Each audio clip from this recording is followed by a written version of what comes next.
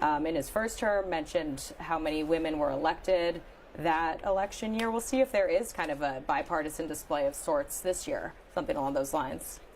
One thing I just noticed, Senator Mark Kelly is there, and he's this interesting character because he's one of these 6 Democrats that put out the video telling members of the military to not follow illegal orders, and that set off attempts to prosecute them and to bring some military charges, and he's going to be face to face with President Trump tonight in this chamber. And just a minute ago, you saw 2 retiring members, Steny Hoyer of Maryland, former majority leader, talking to Gerald Nadler, former chair of the Judiciary Committee from New York, both retiring. George Conway, in fact, and there's Hakeem Jeffries, the head of the Democrats, potential speaker if The joint session will come to order.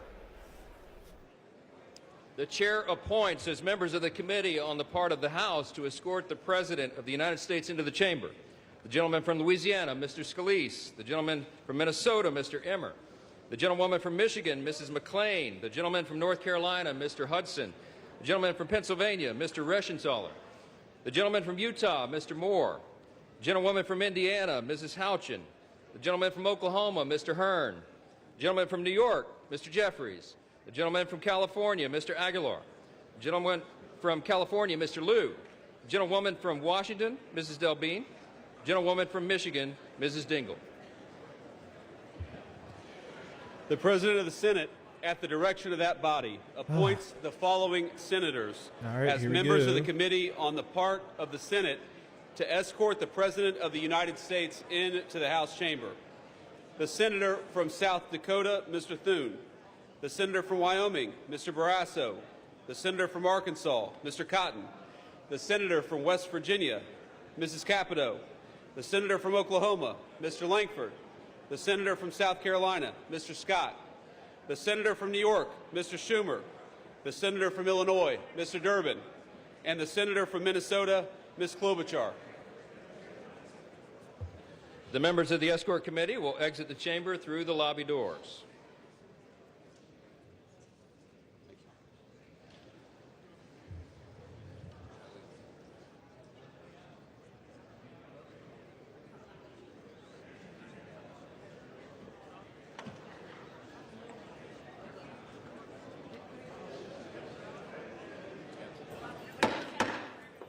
Mr. Speaker, the Acting Dean of the Diplomatic Corps.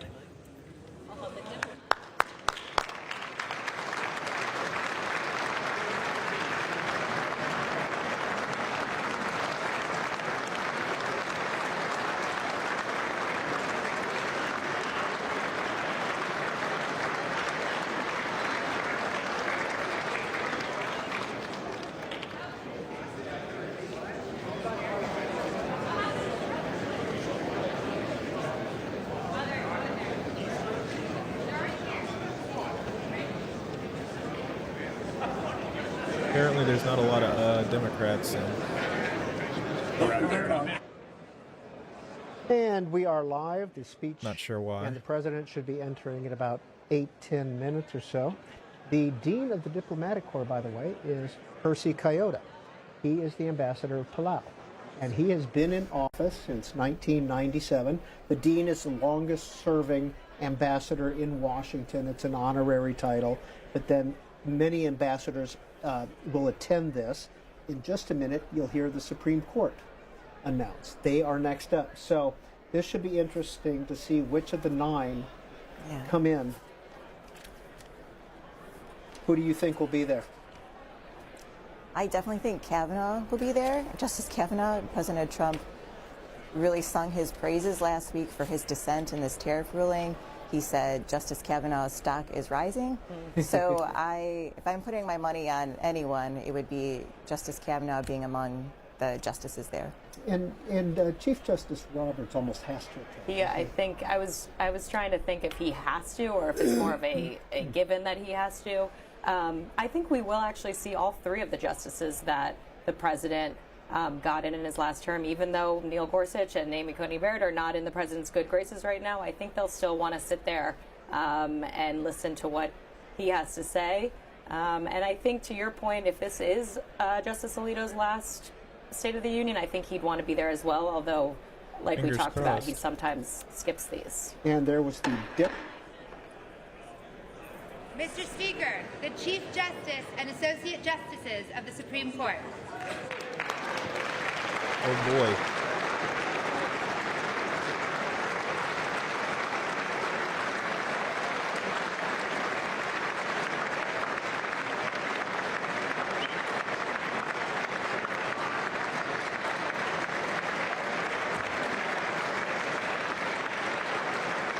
Pretty sure Roberts, Sotomayor, Kavanaugh, Barrett. I don't know. Is Thomas not there? It's kind of interesting. Not sure why Thomas is not here. Roberts and Alito, I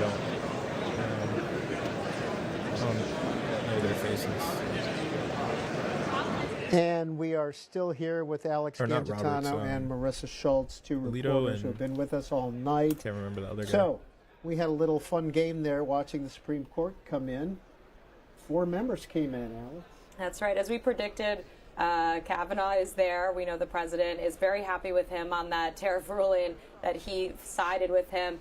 But Coney Barrett on the other side, the president is not so happy with, yet she wanted to be there. Of course, he appointed her in his So first Alito- oh, Gorsuch. term. So I think she's curious what he has. She's one of the newer members, curious what the So- president has to say. But yeah, only that 4 Gorsuch? of them in there tonight.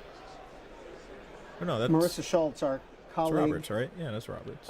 Greta Bronner, noted And Kavanaugh, that John Fetterman, Sotom- D of Pennsylvania, Kagan. is wearing a suit tonight. Oh, that is notable. Well, I think you have to wear a suit and tie. Yeah. Right. Or Okay, at so least, this is I Kagan. mean, he had a full suit on, but you have to wear a tie in either chamber still for the men. Yeah, for loyal C-SPAN viewers will know he's Interesting. known for his casual dress. Oh, yeah, Hoodies, shorts. And at Jackson committee is not meetings, here. too, right? Jim Shorts, yeah. Yeah. All right, so we've I'm not had sure the what's diplomatic normal, like corps. if We've had the normally Supreme there Court. are- I'm guessing that if the like cabinet normally there's more or what? will be honestly. next before the president. It is now 8:56 here on the East Coast, 8:57. The speech is due to start at 9. We're kind of on time here, but we do have some more to come in. But I would say within 5 minutes of 9 o'clock, somebody will come to the door. The clerk will come to the door. Mr. Speaker, the President of the United States. Let's see if we can hear Mr. Justice Kavanaugh. Kavanaugh.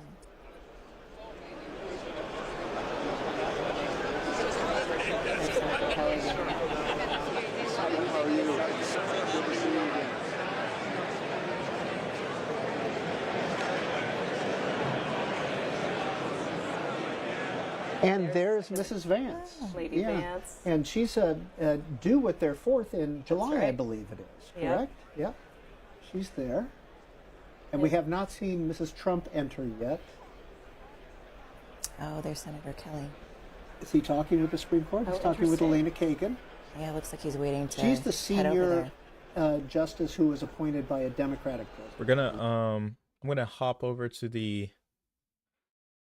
White House live to see what they got going on. Oh, never mind. It's just B-roll. Okay, so we're gonna go back. In the First administration.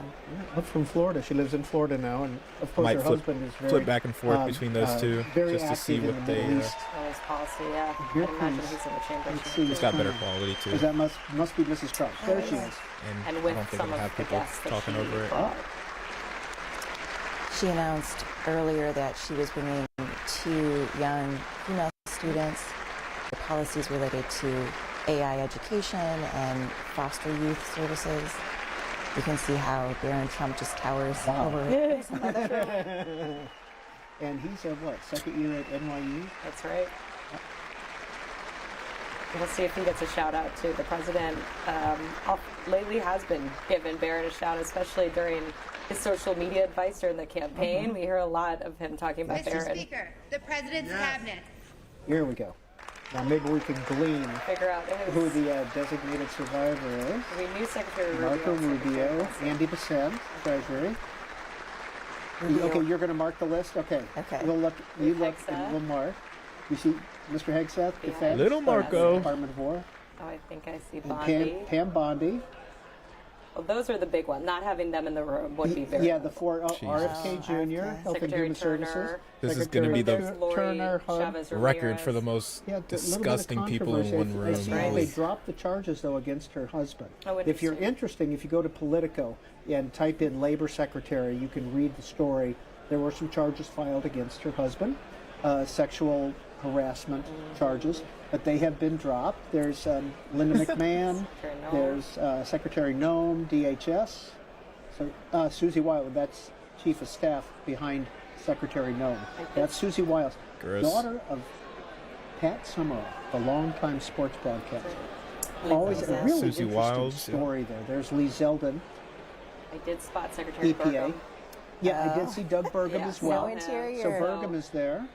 Is this Russ Voigt, OMB director? Yeah. Russ Russ Vogt. Vogt. Is Very- it Voigt or Vogt? Vogt. You're right. Thank you. You're- I wasn't sure which one it was. He's very instrumental in this administration. Oh, very much so. Especially during the Doge cuts earlier this year. And then DNI Director Tulsi Is Gabbard. that Tulsi? Yep, there she is. Kind of a homecoming for her, too, former House member. Democrat from Hawaii, in fact. Yeah. Tulsi. Okay, so I'm noting we haven't seen Brooke Rollins yet, the Agriculture Secretary. And do you know, I think Greta told us earlier that the Ag Secretary is the most frequent designated survivor. Oh, there she is, Oh. though. Oh, in front of there's the screen. Brooke. Brooke and Rollins is Secretary there. Lutnick, and then Lutnick is there, Commerce. behind Oh, Rollins. Transportation, we saw Scott Duffy, Sean Duffy. Duffy. Sean That's Duffy, sorry. Davison Greer, USDR. That was Scott Turner in front of him of HUD, And then we have Kelly Loeffler. Small Business Administration. I was banking on her being. I don't know why, but that's who I guessed. Well, my guess before was Chris Wright of Energy. I don't think we've seen him Oh, yet. that's a good one. We I haven't could seen be the him. winner of the 50 cents. Yeah. Oh, wait, is that Oh wait, or is I that think Chris that's him behind right him? there. who's Yeah. behind him? Yeah. I don't think we have a Behind Sean designated Duffy. survivor. I think Christine's tonight. secretary, right? Because Kelly Loeffler of Small Business, she was a former senator from Georgia who got true. defeated That's by right. John Howard Ossoff. Lutnick, right? Be interesting if we see any The- DNI director Ratcliffe. The guy who definitely Yeah. CIA. Oh, CIA. wasn't friends with Epstein after he Ratcliffe, found former member out. of the House from Texas. And Steve Witkoff, what he did. The president's Middle East Oh yeah. advisor. And he Good definitely didn't Going know what he to, was doing. peace talks with, or nuclear talks with Before Iran it was, on you know, Thursday. He's been National busy. It's so news. interesting. John Ratcliffe used to be on But all when he the did cable find news out, channels on a frequent basis. Cut him off because he's And gross. then he became He CIA is director. Gross. We haven't seen him since. When he was a member Right. of Congress, he was human turkey? always on TV. Oh, there's RFK taking pictures. RFK Jr. In terms of active members of the cabinet, you're right. Isn't on TV as often as some of them are. And usually the CIA directors aren't. That's true. It's a often. job that's tricky to be on the Yeah. airwaves all the time. I'm interested if any Is that John Democrats. Duncan? With left gray hair from Tennessee. Is that John Where's the Duncan? guy? Yeah, long time. Where is our guy? from Tennessee? Oh, there's a Don Jr. Don Jr. I believe that was. Junior. There's Susie Wiles again. Where's Junior? Christy Noem, some Yeah, fellow. Christy Noem. Some Lee members of- Zeldin. Well, any Russ Democrats get to talk directly with Kristi Noem, I think they'd have things Chris Wright. they Okay. want to discuss. Now, Rubio Hegseth. doubt it. We have not seen Lori. Did we see Lori? These people are And too that's the weak. rumor? Yes, Okay. we did see her. RFK. Chris Wright, we think we saw him. Doug Burgum, Brooke Rollins. Doug Collins. Doug Collins, Have we seen VA. Doug Oh, Collins? he was a designated survivor last year. He could be. Because we've seen McMahon, Zeldin, Lutnick, Bessent, Noem, Bondi, Gabbard, Turner, Duffy, and Loeffler. Wow. Oof. double duty, possibly There for we go. the I think VA we got secretary. it. I think we got it. Maybe Doug he Collins. enjoyed his time so much, his He's- alone time. I'm always curious what they are doing when they just hang out and watch the speech. Now, is Doug Collins running for Senate in Virginia or in Georgia? No. Okay. I don't believe so. He did. He did Because I know before. there's a Republican primary. That's it. We did before. Yeah. Yeah, But so- there is a Republican primary to take on Mr. Ossoff, who's up for re-election this year. And I don't think that's been decided. There's a three-way primary that's pretty tight in Georgia. Buddy Carter, a member of Congress, Mike Collins, And Mike Collins, that's it. and then there's Mr. Dooley, who is, I believe, backed by Governor Kemp. I think what's also notable is this is the same cabinet the president started with. This is the crew that walked down right. last year Nobody for the has- joint session. Nobody has left yet, has There's it? obviously Has it? speculation over who will be the first, but yeah, we're now in February and everyone's intact. And I didn't see Eric Trump with the family yet. We saw believe- Don Jr., we saw Barron, we saw Ivanka. I don't think I've seen I think they Eric planned. or the other woman, the other young lady that is his daughter. I believe I saw Tiffany. Tiffany. Okay, this is kind of crazy. I just went back in the to see what they were showing on the White House stream. This is like an hour ago, and they're just like, it's just a roll of like random BS. Supreme Court ruled the Trump administration can fire the member of the FTC board, thereby protecting President Trump. Bondi, here the conviction of Ryan Ruth. Okay. These are just such like pointless things. Like, the Department of Transportation hit its air traffic controller hiring goal, with the Trump administration hiring 20% more controllers in 2025 than the previous. Didn't they like fire a bunch? Like, they hired 20% more. Didn't they like cut the funding of ATF or something crazy like that? Like a bunch of different vital services, and that's why there was like a bunch of plane crashes. There was a shortage last year.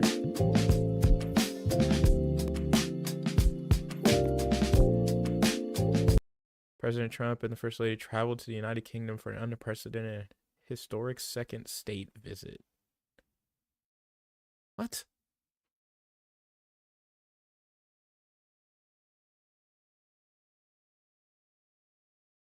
These are just so dumb. Nuclear tech company announced Taiwan pledged to purchase 10 billion of U.S. farm products over the next 4 years. It's always a pledge, guys. Don't forget, a pledge is not a commitment. Where's the contract? CDC But I Real haven't seen it. life. Okay. There he is. The president. Mr. President.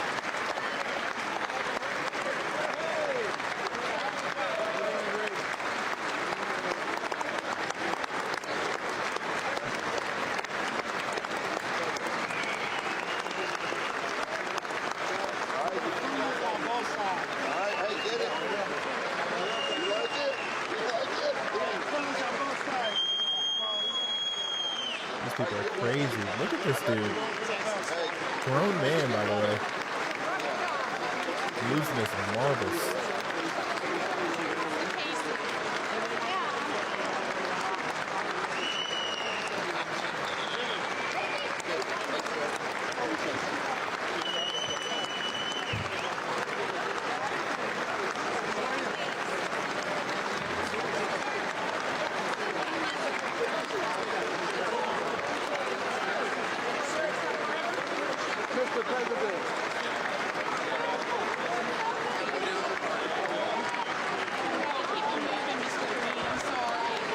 Trying to keep them on time.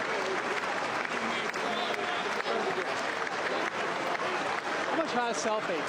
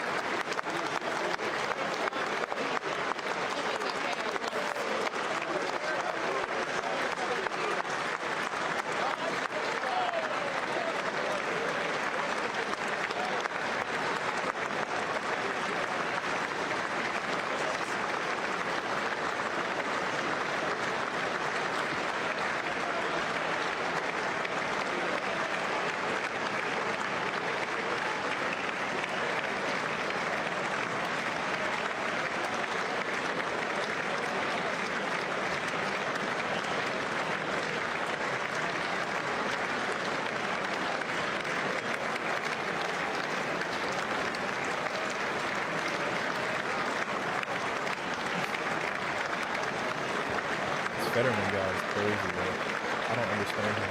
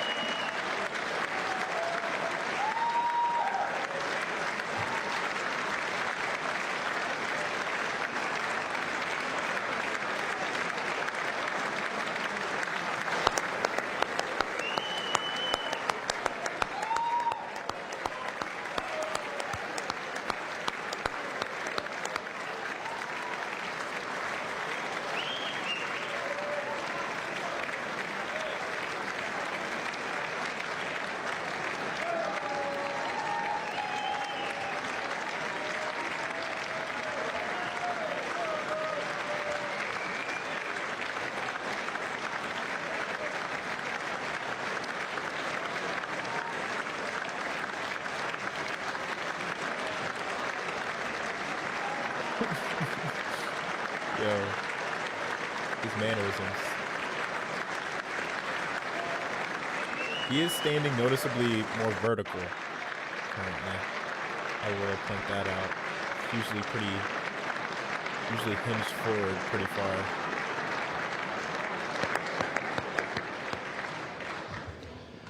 Members of Congress, I have the high privilege and distinct honor of presenting to you the President of the United States.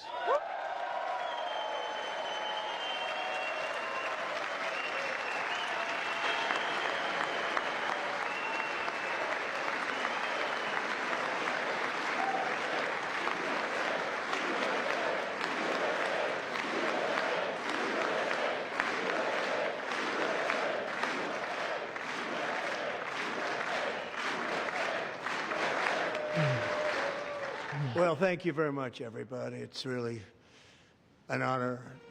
Speaker Johnson, Vice President Vance, First Lady of the United States,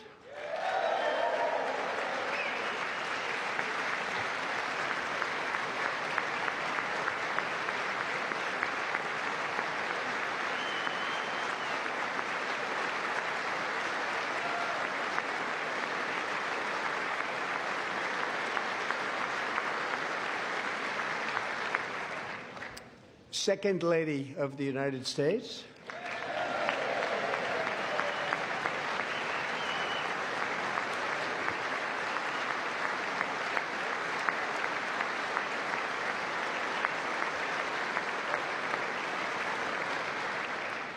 members of Congress, and my fellow Americans.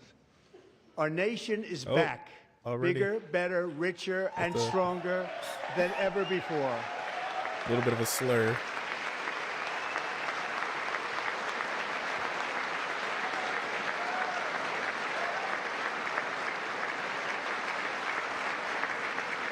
Less than 5 months from now, our country will celebrate an epic milestone in American history, the 250th anniversary of our glorious American independence. This July 4th, we will mark 2.5 centuries of liberty and triumph, progress and freedom in the most incredible and exceptional nation ever to exist on the face of the earth. And you've seen nothing yet. We're going to do better and better and better. This is the golden age of America. Heck yeah. Freaking inspiring.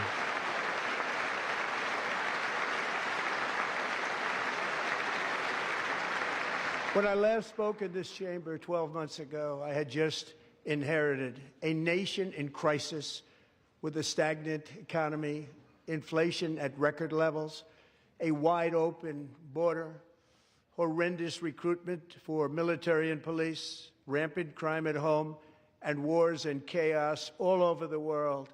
But tonight, after just 1 year, I can say with dignity and pride that we have achieved a transformation like no one has ever seen before, and a turnaround for the ages. It is indeed a turnaround for the ages.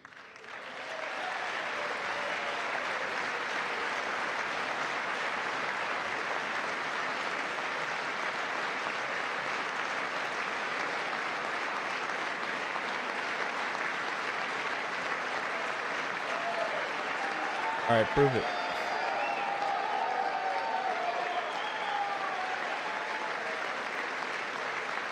And we will never go back to where we were just a very short time ago. We're not going back. Today, our border is secure.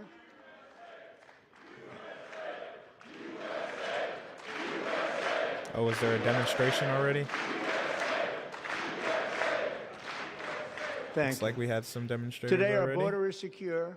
Our spirit is restored. Not sure what happened. Inflation is plummeting. Incomes are rising fast. The roaring economy is roaring like never before. Not sure about the incomes. And our enemies are scared. Our military and police are stacked. And America is respected again, perhaps like never before. Country has literally never been less respected. There you go. The country has quite literally never been less respected. After 4 Since years this guy. in which millions and millions of illegal aliens poured across our borders, totally unvetted and unchecked, we now have the strongest and most secure border in American history by far.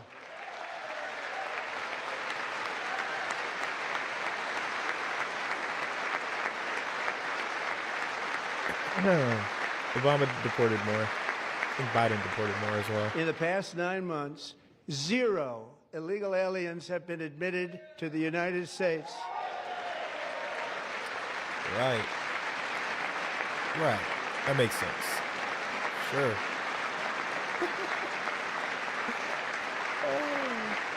If you say it, it's true. But we will always allow people to come in legally, people that will love our country and will work hard to maintain our country. Right.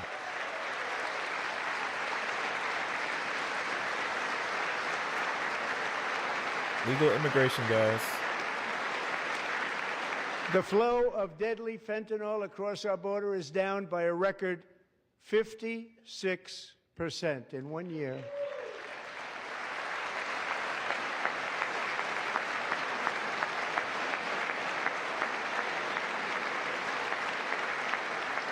And last year, the murder rate saw its single largest decline in recorded history. This is the biggest decline, think of it, in recorded history, the lowest number in over 125 years, year 1900. In fact, substantially before my wonderful father, I had a wonderful father, Fred, before he was born, substantially before he was born.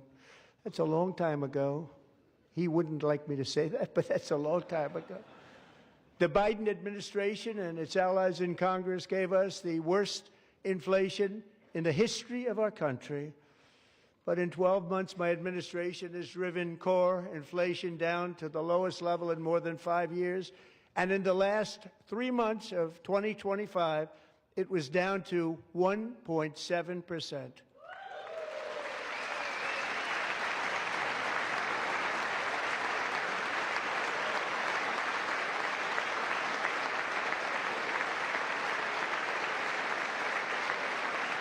Gasoline, which reached a peak of over $6 a gallon in some states under my predecessor, it was quite honestly a disaster, is now below $2.30 a gallon in most states, and in some places, $1.99 a gallon. And when I visited the great state of Iowa just a few weeks ago, I even saw $1.85 a gallon for gasoline.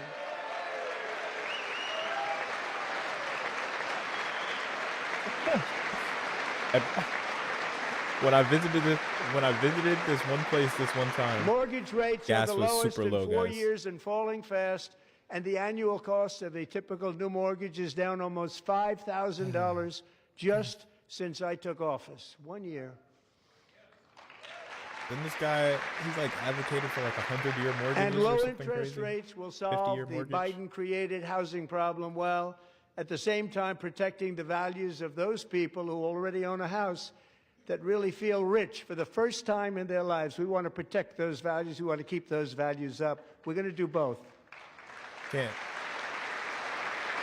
You And we literally are going to cannot. keep it that way. The stock market has set 53 all-time record highs since the election. Think of that. 1 year. Can't lower the cost of housing, Boosting of house pensions, prices, 401ks, and retirement accounts for keep the the house millions prices and high for people who millions own a of home already. Americans. They're Doesn't all make sense. gaining. Everybody's up, way up.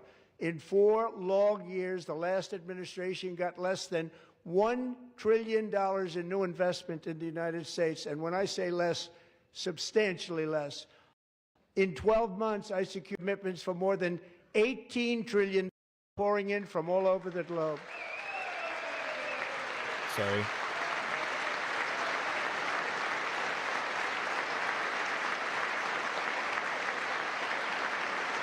Think of it, much less than $1 trillion for 4 years versus much more than $18 trillion for 1 year. What a difference a president makes.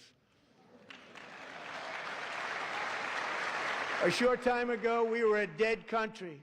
Now we are the hottest country anywhere in the world, the hottest.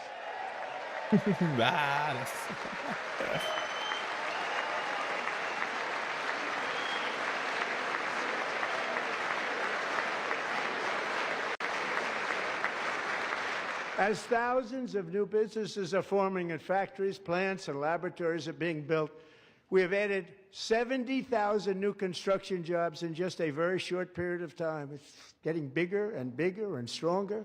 Nobody can believe what they're watching. American oil production is up by more than 600,000 barrels a day, and we just received from our new friend and partner, Venezuela, more than 80 million barrels of oil.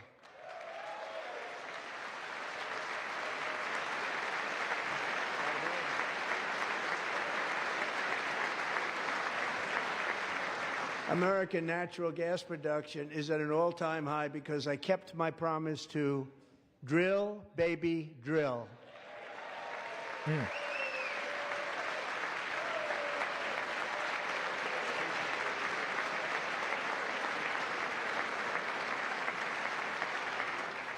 More Americans are working today than at any time in the history of our country. Think about that. Any time in the history of our country, more working today, and 100% Job creation is of down all jobs created under my 95%. administration have been in the private sector.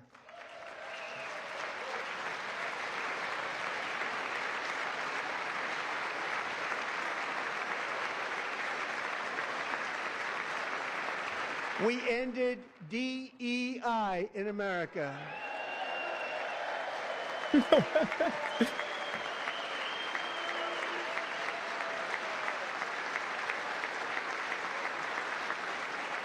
We cut a record number of job-killing regulations, and in 1 year we have lifted 2.4 million Americans, a record, off of food stamps.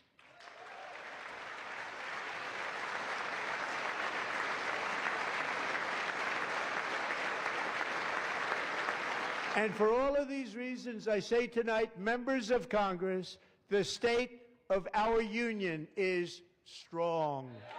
Strong.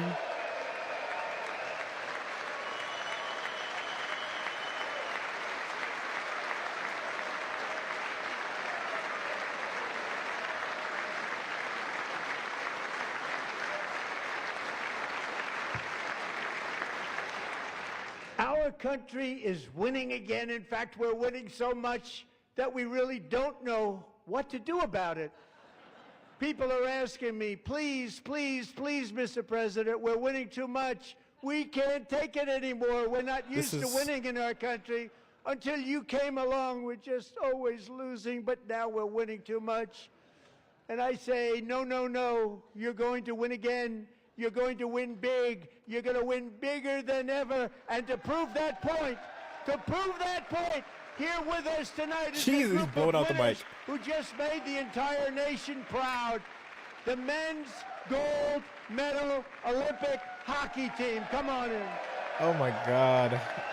Way to make yourself a national pariah. Whoa.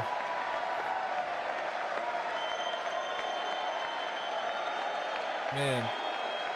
Big drama with the men's national hockey team. Jeez Louise.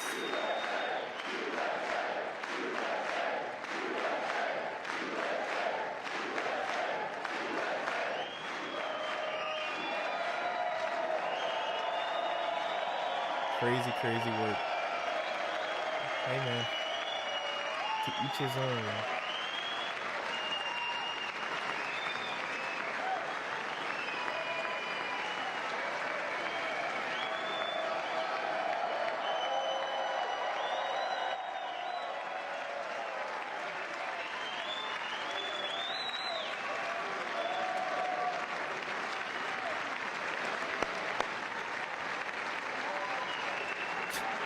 What was up with the hair tussle, man?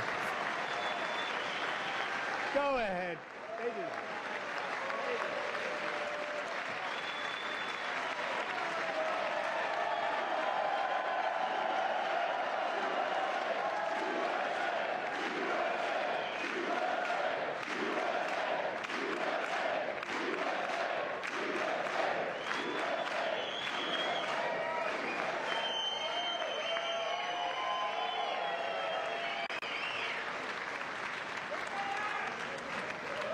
That's the first time I've ever seen them get up. And actually, not all of them did get up. Huh? But they beat a fantastic Canadian team in overtime, as everybody saw, as did the American women who will soon be coming to the White House. Harris doing interesting things.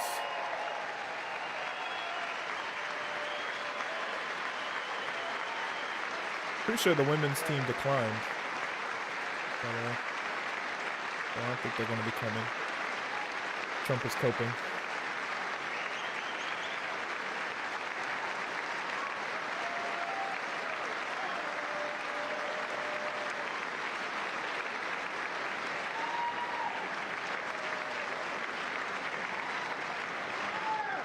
They were in the Oval Office before, and I just want to say a second very big congratulations to Team USA. But I have to say that, and I told them this, and we took a vote of the team. I said, anybody votes no, I'm not doing it. So they stood there, and they weren't about to say no, because I've never seen a goaltender play as well as goalie Connor Hellebuyck.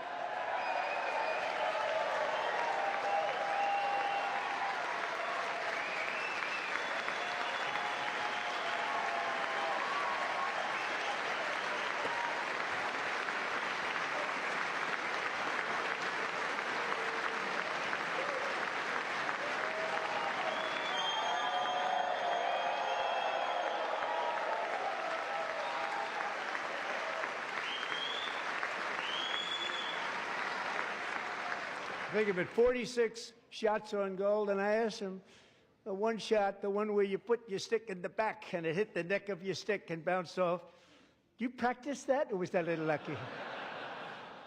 He refused to answer that question. But I just want to tell you that the members of this great hockey squad will be very happy to hear, based on their vote and my vote, and in this case my vote was more important, that I will soon be presenting Connor with our highest civilian honor, which we will be given and which has been given to many athletes over the years. But when I say many, not too many, like 12, it's called the highest civilian honor in our country, the Presidential Medal of Freedom.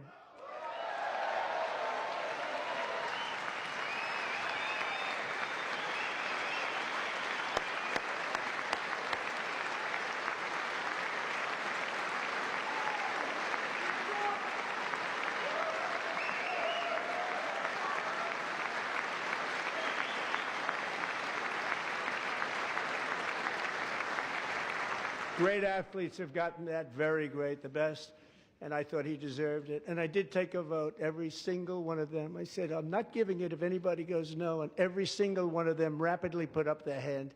So I want to thank you. What a special job you did. What special champions you are. Thank you very much.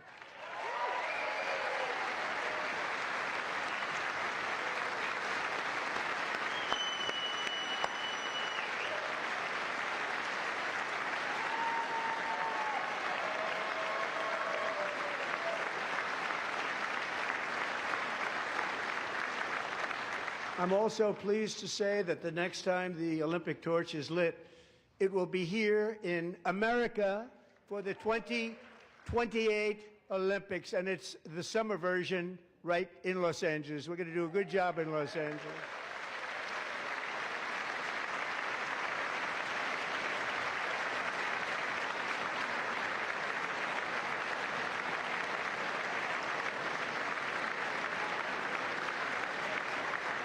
And Los Angeles is going to be safe, just like Washington, D.C. is now one of the safest cities in the country.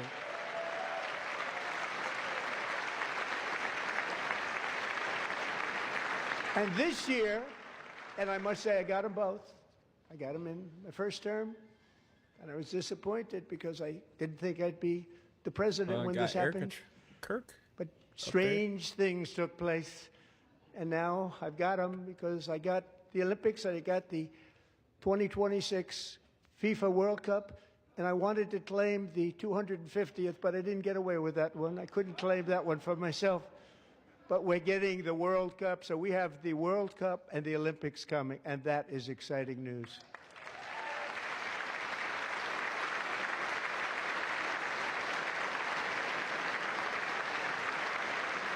So this will be a year to celebrate our country and the heroes who have kept it free. Men like Buddy Taggart. At age 17, Buddy volunteered to defend America in World War II, serving in the Pacific under the great General Douglas MacArthur. He fought bravely in the famous Battle of Manila, worked so hard. He was badly wounded and almost killed by enemy machine guns in Luzon. And 81 years ago this month, he liberated the largest internment camp in the Philippines, one of the largest anywhere in the world. But he earned many honors, including a Purple Heart and a Bronze Star, came home, started a family, and tonight he is in the gallery looking forward to July 4th, 2026, his 100th birthday. I'm gonna swap over to the White House live.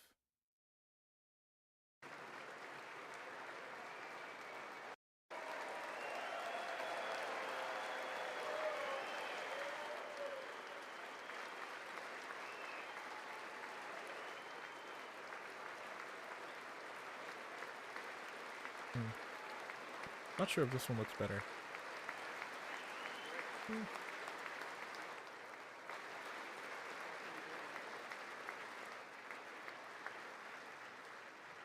So, Buddy, you're a brave man, and we salute you. Even in times of challenge, setback, and immense heartache, the spirit of 1776 has always rising 26 feet in the matter of minutes, tragically claiming many, many lives. You all remember that one. As the waters threatened to sweep her away, 11-year-old Millie Kate McClelland closed her eyes and prayed to God. She thought she was going to die. Those prayers were answered when Coast Guard rescue swimmer Scott Ruskin descended from a helicopter above. Nobody knew where he came from. It was Scott's first ever rescue mission, a young guy, but very brave, very, very top, always top in his class. And he lifted not just Millie Kate, but 164 others to safety.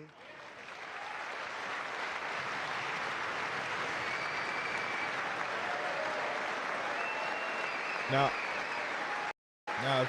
oh my God, if Trump is talking about the Texas flood, will he mention, like, I think they were like Mexican, basically Mexican, like, rescue team or whatever, the hell?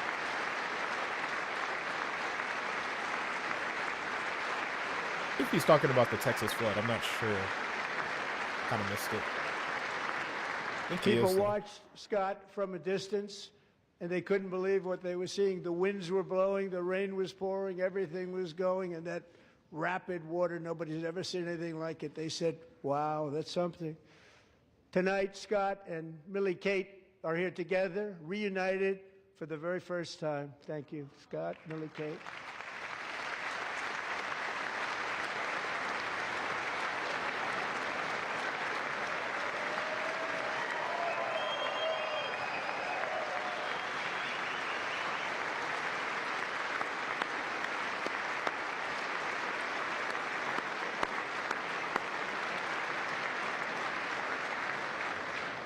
And Petty Officer Ruskin, I'm pleased to inform you that I am now awarding you the Legion of Merit for extraordinary heroism, which is what it was, extraordinary heroism. Thank you.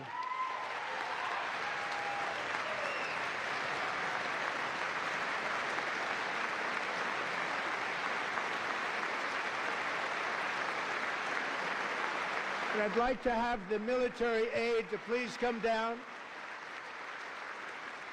and take care of the service. Military aide, thank you very much. Take care of that very important service. Thank you very much. From 1776 to today, every generation of Americans has stepped forward to defend life, liberty, and the pursuit of happiness. And they're really doing it for the next generation. But now it's our turn. Together we're building a nation where every child has the chance to reach higher and go further, where government answers to the people, not the powerful, and where the interests of hardworking American citizens are always our first and ultimate concern. That is the debt we owe to the heroes who came before us, and that is the promise we must keep to America for our 250th year. Last year, I urged this Congress to begin the mission by passing the largest tax cuts in American history, and our Republican majorities delivered so beautifully. Thank you, Republicans. Thank you. Thank you, Republicans.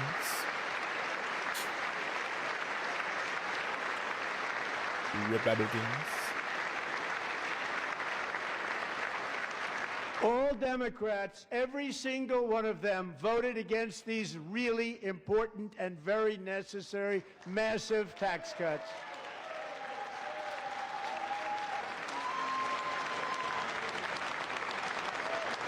They wanted large-scale tax increases to hurt the people instead. I wasn't, we kind of missed But that. we I held wasn't strong, and with sure the what great, the big, ruckus was. beautiful bill, we gave you no tax on tips, no tax on overtime, and no tax on Black Social people Security are for our indeed great not seniors. apes.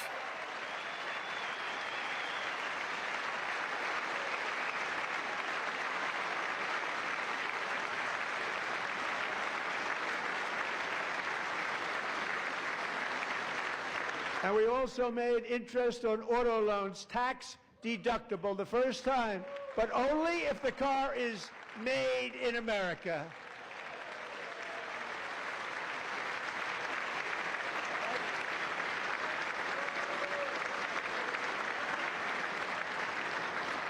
Recently in Pennsylvania, I met Megan Hemhauser, a devoted mom who's homeschools her children, beautiful, 2 children, during the day while waiting tables at night as her husband works overtime operating very heavy equipment. Megan is here this evening, and she's happy to tell you that she is so much richer because with no tax on tips, no tax on overtime, and our expanded child tax credit done again by Republicans, Megan and her husband will take home more than $5,000 extra just for the year, cutting her tax bill in more than half.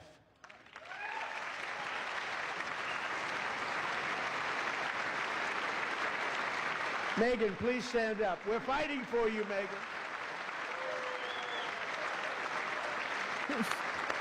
Thank you, Megan. Thank you, Megan. We're fighting for you, Megan. Under our bill, parents like Megan can also activate their children's brand new Trump accounts. And I didn't name it. I did not name that.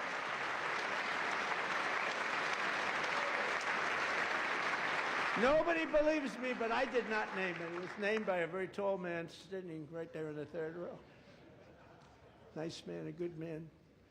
Tax-free investment accounts for every American child. This is something that's so special and has taken off and gone through the roof. Millions will be pre-funded courtesy of the U.S. Treasury and private individuals like Michael and Susan Dell, who have donated $6 billion $250 million to fund the Trump accounts for 25 million American children. They're great people.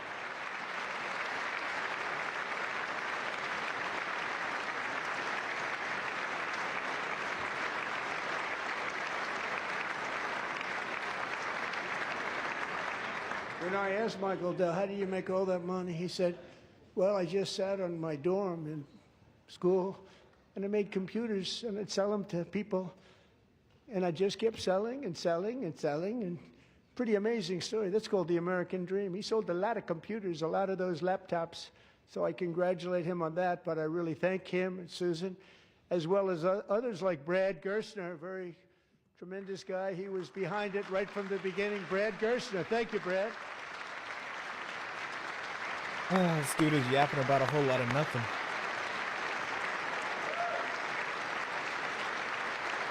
Tell us your accomplishments. So with modest additional contributions, these young people's accounts could grow to over $100,000 or more by the time they turn 18. Think of it. How much money is that for somebody that started with nothing? Over 100,000, could be much more than that. To make this investment in our children's future, go to TrumpAccounts.gov. TrumpAccounts.gov. And a lot of people are doing it. It's setting every record in the book. It's popular. They knew what it was going to take. I'm so proud of them. I'm so proud of the people that got it started.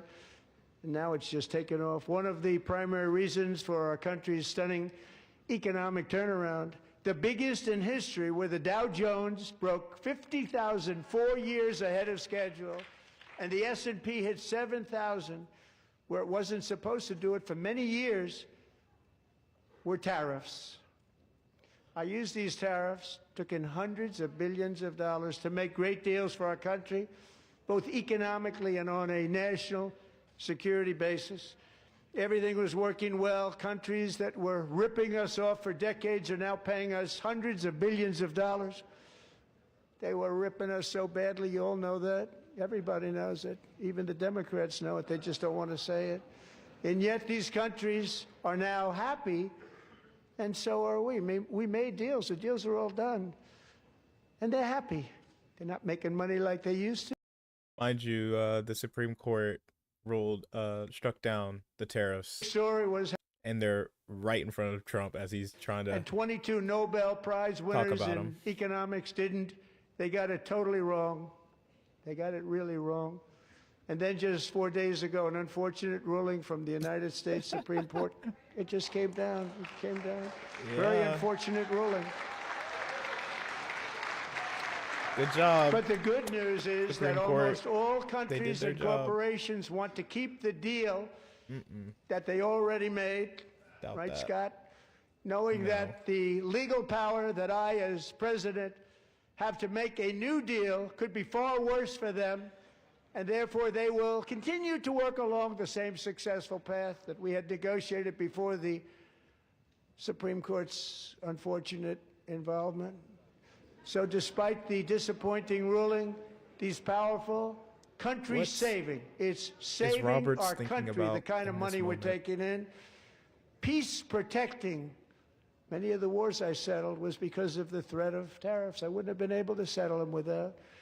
Will remain in place under fully approved and tested alternative legal statutes. And they have been tested for a long time. They're a little more complex, but they're actually probably better, leading to a solution that will be even stronger than before. Congressional action will not be necessary. It's already time-tested and approved. And as time goes by, I believe the tariffs paid for by foreign countries will, like in the past, substantially replace the modern-day system of income tax, taking a great financial burden off the people that I love. This dude is crazy. What's he even talking about? Right? They struck it down. It's over. This dude still thinks moving forward, factories, jobs, investment, and trillions of dollars will continue pouring into the United States of America because we finally have a president who puts America first. I put America first. I love America.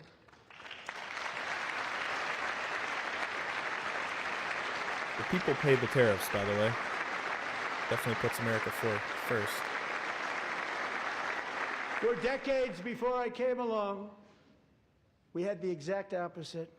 From trade to healthcare, from energy to immigration, everything was stolen and rigged in order to drain the wealth out of the productive, hardworking people who make our country great, who make our country run. Under Biden and his corrupt partners in Congress and beyond, it reached a breaking point with the Green New scam, open borders for everyone. They poured in by the millions and millions from prisons, from mental institutions. They were murderers, 11,888 murders. They came into our country. You allowed that to happen. And record-setting inflation that cost the typical family $34,000 in just a speck of time. Now the same people in this chamber who voted for those disasters suddenly use the word affordability, a word they just used it. Somebody gave it to them, knowing full well that they caused and created the increased prices that all of our citizens had to endure. You caused that problem. You caused that problem.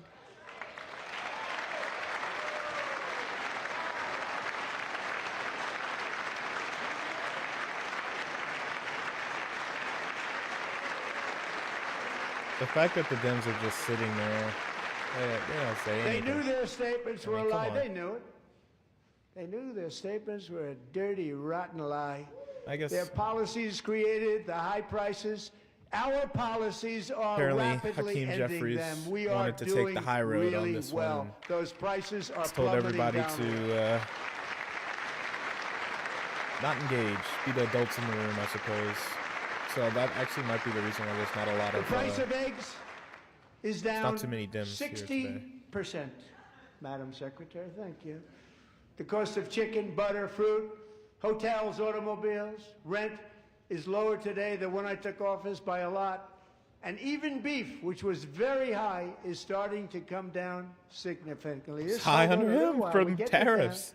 And soon you will see numbers that few people would think were possible to achieve just a short time ago. Nobody can believe when they see the kind of numbers, and especially energy, when they see energy going down Pretty to sure numbers like that. is they beef cannot prices believe it. down? I It's don't like even know about another that. big tax cut. I'm also confronting one of the biggest ripoffs of our times, the crushing cost of health care caused by you. Since the passage of the Unaffordable Care Act, sometimes referred to as Obamacare, big insurance companies have gotten rich. It was meant for the insurance companies, not for the people. With our government giving them hundreds and hundreds of billions of dollars a year as their stock prices soared 1,000, 1,200, 1,400, and even 1,700%, like nothing else. That's why I introduced the great health care plan. I want to stop all Beef payments prices are to up. big I don't insurance know what he's companies talking and about. instead They're completely give that up. money And then directly you to can the see a people gap here so from they May. can buy their own health Probably care, didn't which will be report better health their care at numbers. a much lower cost.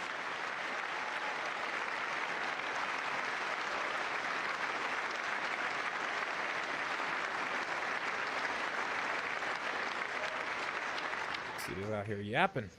In addition, my plan requires maximum price transparency. That's a big deal. Sounds so simple, so big. And I did that in my first term, and the Democrats immediately terminated it with full knowledge that they were doing a very bad thing for the people. Costs were going to go way up, and that's what happened. And now I'm bringing them way down on health care and everything else. I'm also ending the wildly inflated Just cost saying of anything. That's not true. prescription drugs like has never happened before.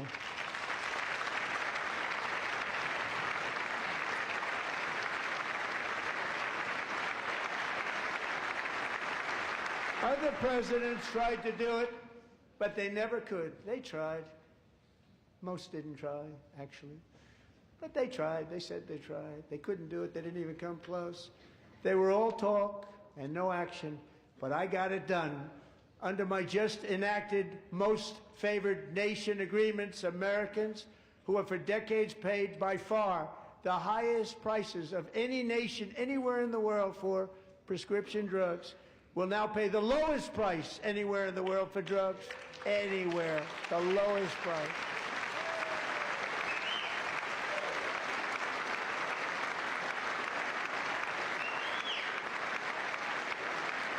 So in my first year of the second term, should be my third term, but strange things happen. I took prescription drugs, a very big part of healthcare, from the highest price in the entire world to the lowest. That's a big achievement. The result is price differences of 300, 400, 500, 600% and more, all available right now at a new website called TrumpRx.gov. And I didn't name that one either, by the way.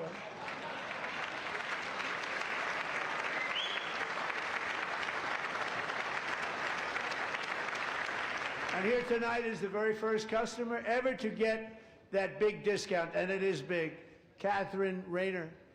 For 5 years, she Pretty and sure her Trump husband RX have is like struggled with GoodRx infertility, and like and all they those turned things. to And IVF. it's like, one drug. I'm pretty sure the prices on Trump Catherine RX is not even the $4,000 lowest to purchase. of like all of those But discount a few weeks ago, pharmacy she drug, logged onto the Trump RX website apps. and got that same drug that cost $4,000, got it for under $500, a reduction of much more, actually, than $3,500.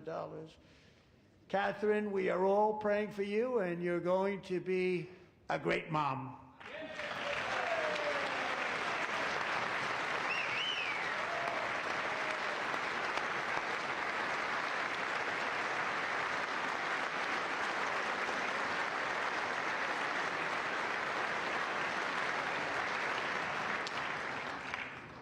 So now I'm calling on Congress to codify my most favored nation program into law. Now, the one thing, I'm not sure it matters because it's going to be very hard for somebody that comes along after me to say, let's raise drug prices by 700 or 800%. But John and Mike, if you don't mind, codify it anyway. They may do it. Codify it anyway. Thank you. Many Americans are also concerned that energy demand from AI data centers could unfairly drive up their electric utility bills. Tonight, I'm pleased to announce that I have negotiated the new Ratepayer Protection Pledge. You know what that is? We're telling the major tech companies that they have the obligation to provide for their own power needs. They can build their own power plants as part of their factory so that no one's prices will go up. And in many cases, prices of electricity will go down for the community, and very substantially down. This is a unique strategy never used in this country before. We have an old grid. It could never handle the kind of numbers, the amount of electricity that's needed. So I'm telling them they can build their own plant. They're going to produce their own electricity.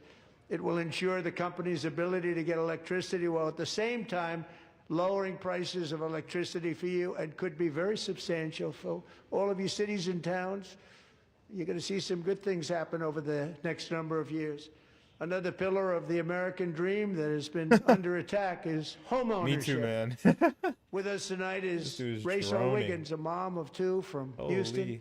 She placed bids on 20 homes and lost all of those bids to gigantic investment be a firms that bypassed inspection, paid all cash, and turned those houses into rentals, stealing away her American dream. She was devastated. Stories like this are why last month I signed executive order to ban large Wall Street investment firms from buying up in the thousands single-family homes.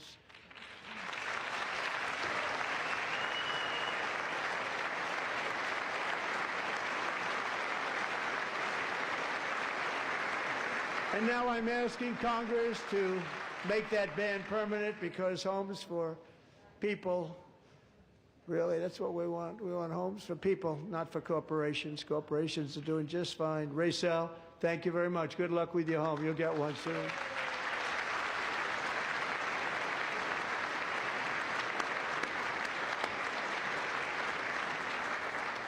We're also working to make it easier for Americans to save for retirement.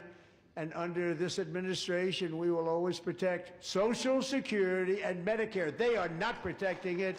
For our seniors, we will always protect Social Security, Medicare, Medicaid.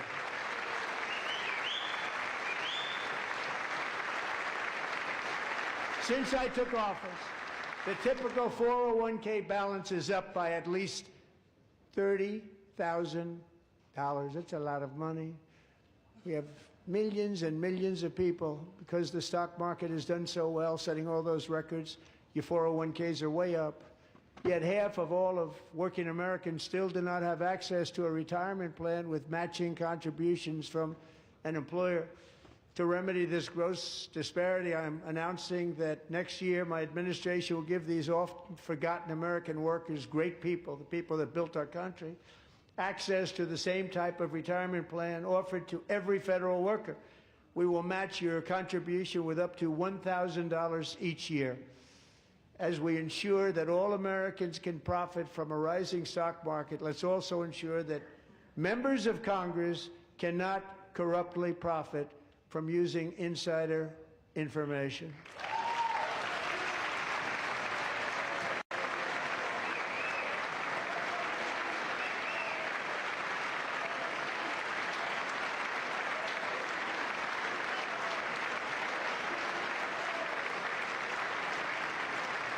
Kind of missed what he said. They're clapping for something. They stood up for that. I can't believe it. Yeah, what did he say there? I can't believe it. Probably was something super basic. Did Nancy Pelosi stand up if she was here? Doubt it.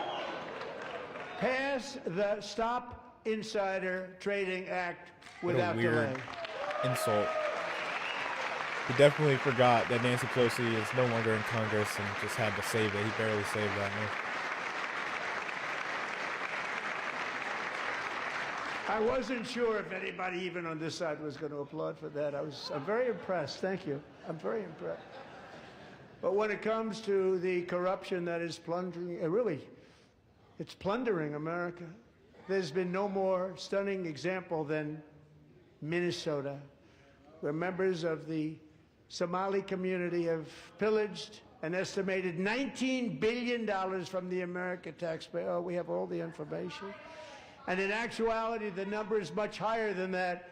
And California, Massachusetts, Maine, and many other states are even worse. This is the kind of corruption. The Somali situation in Minnesota was prosecuted by the Biden administration. Believe. So tonight, although Also, Nick Shirley might have like a learning disability or something, cognitive deficiency, something like that. J.D. Vance. Omar said something. I heard the voice, but I don't hear what she said.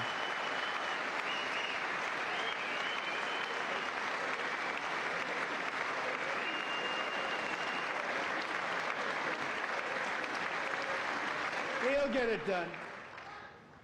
And if we're able to find enough of that fraud, we will actually have a balanced budget overnight. It'll go very quickly. That's the kind of money you're talking about. We'll balance our budget. The Somali pirates who ransacked Minnesota remind us that there are large parts of the world where bribery, corruption, and lawlessness are the norm, not the exception. Importing these cultures through unrestricted immigration and open borders brings those problems right here to the USA. Oof.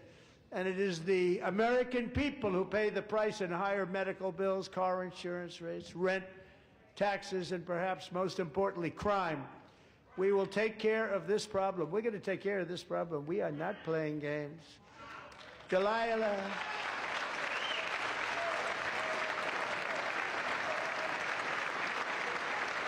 Appreciate it to leave had a F ice pin on.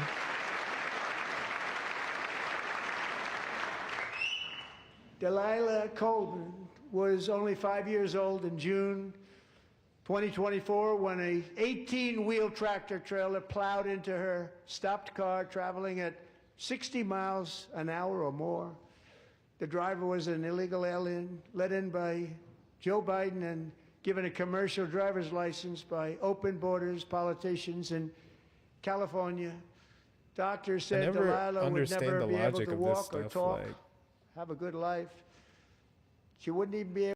Like, imagine if it, like, how many car accidents are caused by American citizens? So we get rid of all the legal immigrants, car accidents disappear. Please stand up.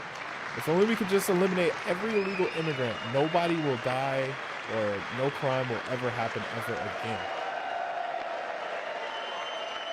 It's a sad story, but what does it have to do with illegal immigrants?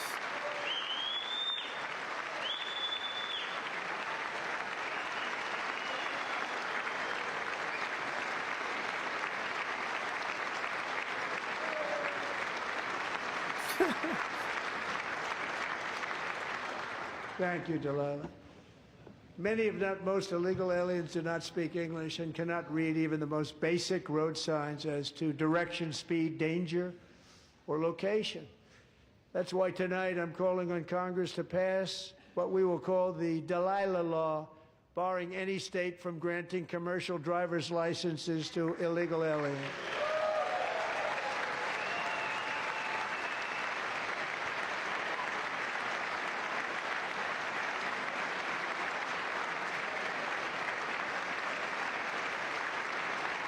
And yesterday, as you probably saw at the White House, I hosted a ceremony with Americans who lost their treasured loved ones to the scourge of illegal immigration. People came into our country, how we allowed this to happen with our open borders.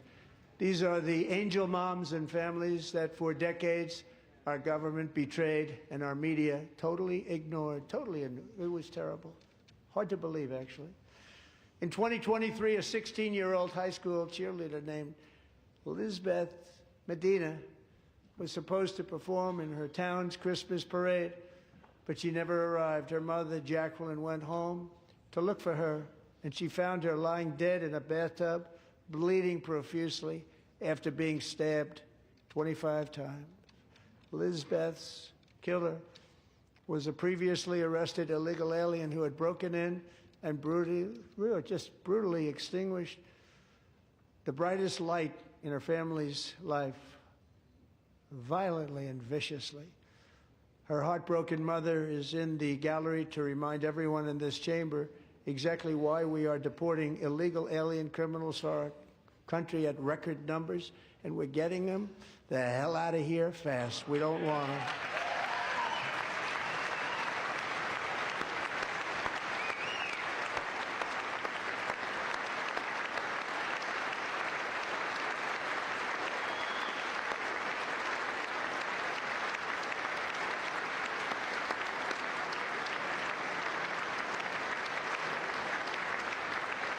Thank you very much, Jacqueline. Thank you.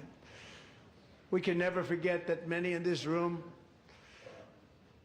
not only allowed the border invasion to happen before I got involved, but indeed they would do it all over again if they ever had the chance. If they ever got elected, they would open up those borders to some of the worst criminals anywhere in the world.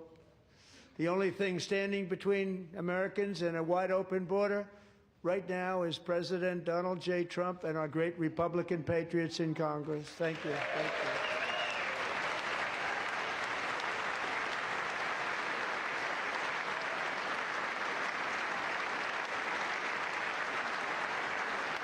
As we speak, Democrats in this chamber have cut off all funding for the Department of Homeland Security. It's all cut off. It's all cut off. They have instituted another Democrat shutdown, the first one costing us 2 points on GDP. 2 points we lost on GDP, which probably made them quite happy, actually. Now they have closed the agency responsible for protecting Americans from terrorists and murderers. Tonight I'm demanding the full and immediate restoration of all funding for the border security, homeland security of the United States, and also for helping people clean up their snow. We have no money because of the Democrats, and it would be nice. We'd love to give you a hand at cleaning it up, but you gave no money. Nobody's getting paid. It's a shame. So you have to think about it. We have, in case you didn't know, a pretty large snowstorm out there. One of the great things about the State of the Union is how it gives Americans the chance to see clearly what their This is very boring. It's very low really energy. believe. So tonight I'm inviting every legislature to join with my administration in reaffirming a fundamental super principle. low energy. If you agree with this Super statement, rambly. then stand up and show your support. The first duty of the American government is to protect American citizens, not illegal aliens.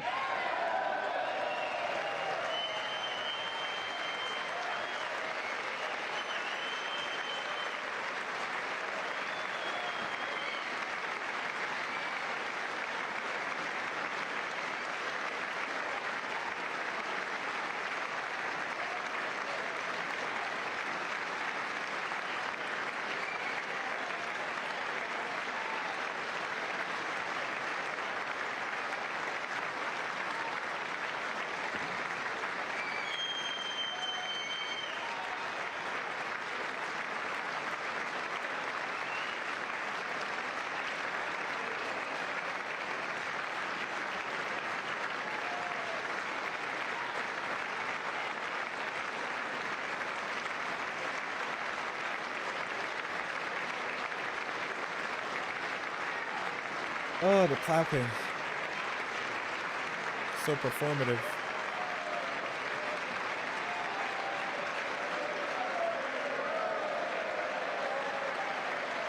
I mean, they should at least boo or something. Might as well. They're just sitting there. They're looking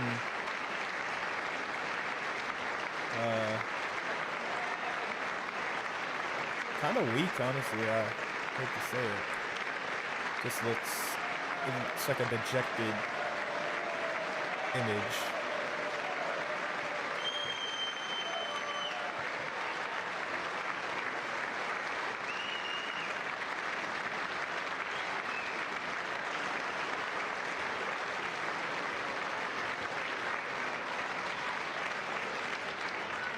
Isn't that a shame? You should be ashamed of yourself not standing up.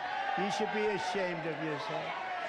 That is why I'm also asking you to end deadly sanctuary cities that protect the criminals and enact serious penalties for public officials who block the removal of criminal aliens. In many cases, drug lords, You have killed Americans? murderers all over our country, they're blocking the removal of these people out of our country, and you should be ashamed of yourself. Yeah, I think they're saying you killed Americans.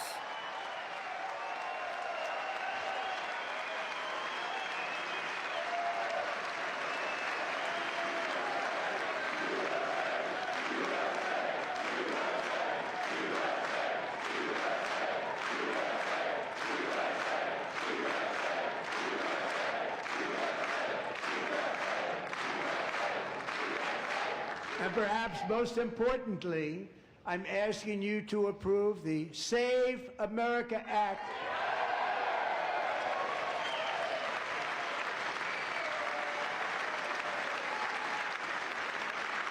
To stop illegal aliens and others who are unpermitted persons from voting in our sacred American elections. That cheating is rampant in our elections. It's rampant.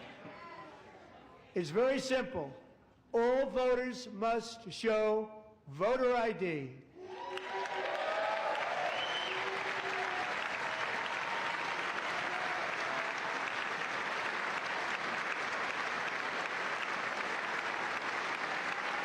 What's a voter ID? All voters must show proof of citizenship in order to vote. That's a Stephen Miller talking point right there. And no more crooked mail-in ballots except for illness, disability, military, or travel. None. And this should be an easy one. And by the way, it's polling at 89%, including Democrats. 89%.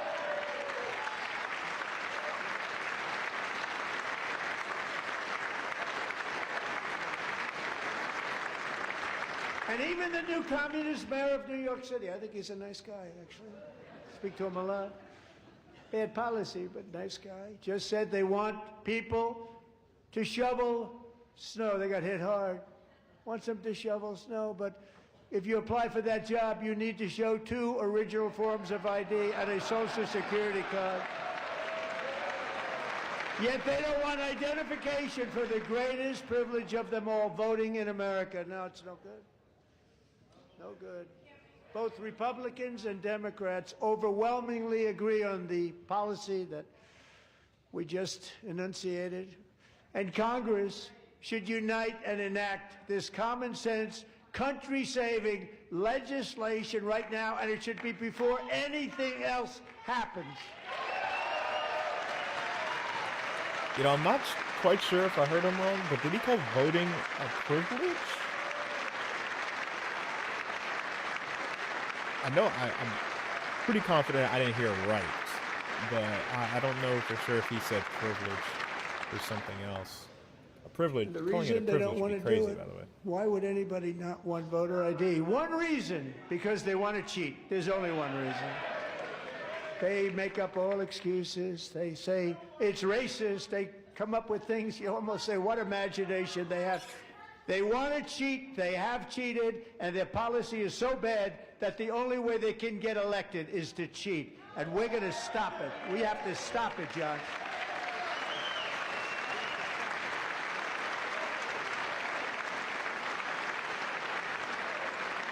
Yeah, I don't know why the Democrats are just sitting in silence. I kind of like the fire from Tlaib and Omar. In government. Doesn't seem like they're going to get thrown In the out or gallery anything. tonight are Definitely Sage need more Blair jeers and her flying. mother, Michelle. In 2021, Sage was 14 when school officials in Virginia sought to socially transition her to a new gender, treating her as a boy and hiding it from her parents. Hard to believe, isn't it? Before long, a confused Sage ran away from home after she was found in a horrific situation in Maryland. A left-wing judge refused to return Sage to her parents because they did not immediately state that their daughter was their son. Sage was thrown into an all-boys state home and suffered terribly for a long time.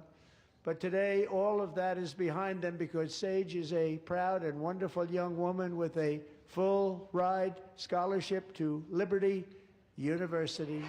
Sage and Michelle, please stand up.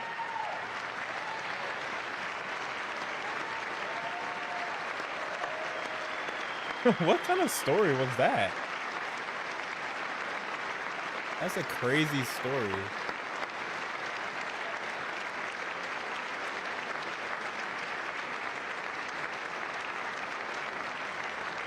And thank you for your great bravery. And who can believe that we're even speaking about things like this? 15 years ago, if somebody was up here and said that, they'd say, what's wrong with him? But now we have to say it because it's going on all over numerous states without even telling the parents.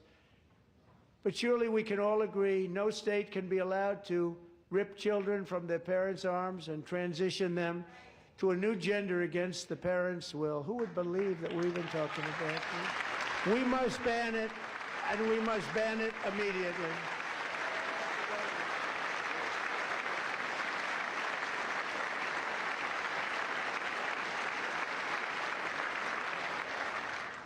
Look, nobody stands up. These people are crazy, I'm telling you. They're crazy. Yeah. Yeah, like what it is. We're Amazing. Gentlemen. Boy, oh boy. They won't We're clap lucky for we me. have a country. They're With people crazy. like this, Democrats are destroying our country, but we've stopped it just in the nick of time, didn't we?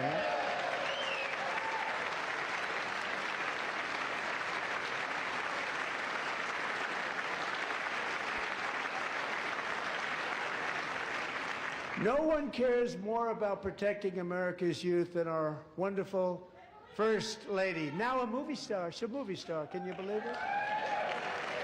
Who would have believed that?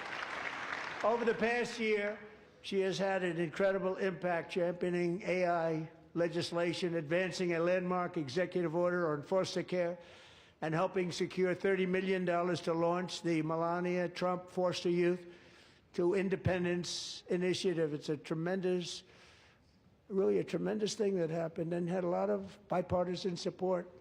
She gets much better bipartisan support than I do. I get none. She gets a lot. Someday you're going to have to tell me how you did that.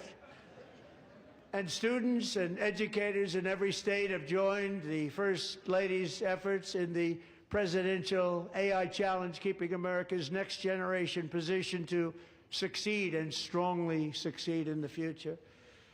Tonight, we welcome two young people whose lives reflect the First Lady's impact, Sierra Burns and Everest Nevermont. Thank you both, and Melania, thank you. I know how hard you worked on it. Thank you very much.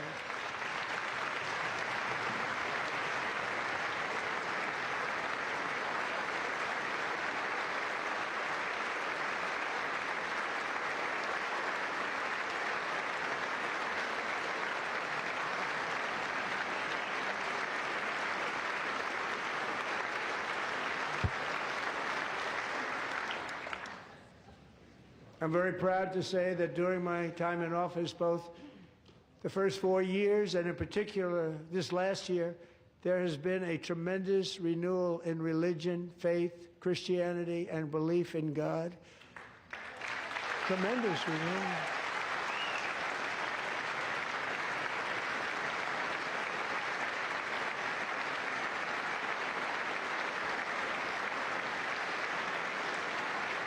This is especially true among young people, and a big part of that had to do with my great friend, Charlie Kirk, a great guy, great man.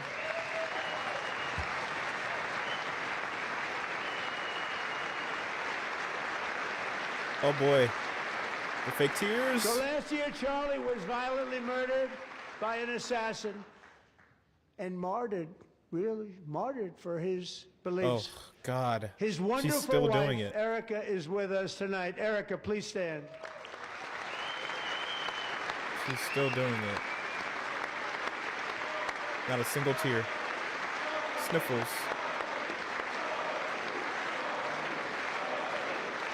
I'm looking hard. I don't see a single tear.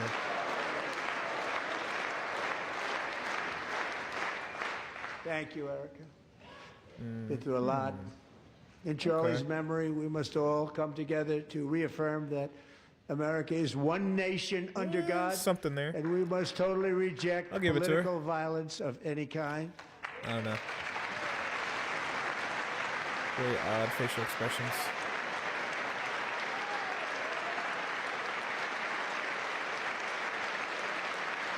We love religion, and we love bringing it back, and it's coming back at levels that nobody actually thought possible. It's really a beautiful thing to see.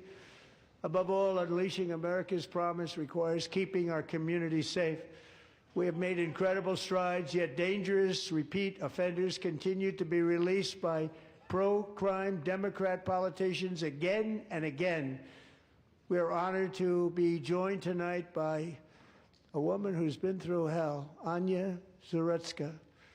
In 2022, she and her beautiful daughter, so beautiful, what a beautiful young woman, Irina, fled war-torn Ukraine to live with relatives near Charlotte, North Carolina. And by the way, what's going on with Charlotte? Last summer, 23-year-old Irina was riding home on the train when a deranged monster who had been arrested over a dozen times and was released through no cash bail stood up and viciously slashed a knife through her neck and body. No one will ever forget. There were people on that train. No one will ever forget the expression of terror on Irina's face as she looked up at her attacker in the last seconds of her life. She died instantly. She had escaped a brutal war only to be slain by a hardened criminal, set free to kill in America, came in through open borders. Mrs. fear-mongering Zarutska, over this tonight I lady's promise you we will ensure daughter's justice death. for your magnificent daughter, Irina.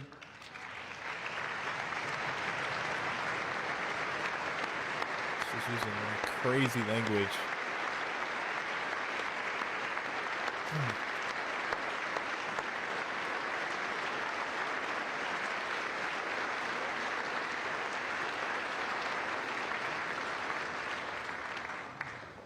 disgusting How do way you to not talk about stand? somebody who died. How do you not stand? I'm asking this Congress to pass tough legislation to ensure that violent and dangerous repeat offenders are put behind bars, and importantly, that they stay there.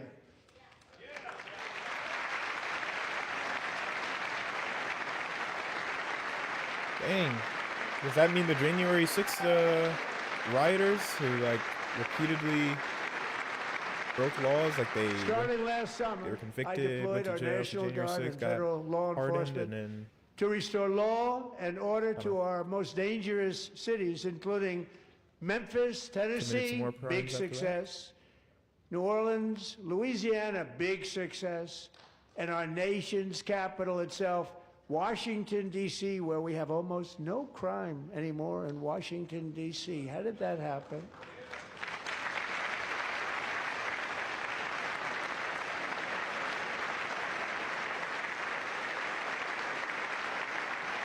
In fact, crime in Washington is now at the lowest level ever recorded, and murders in D.C. this January were down close to 100% from a year ago.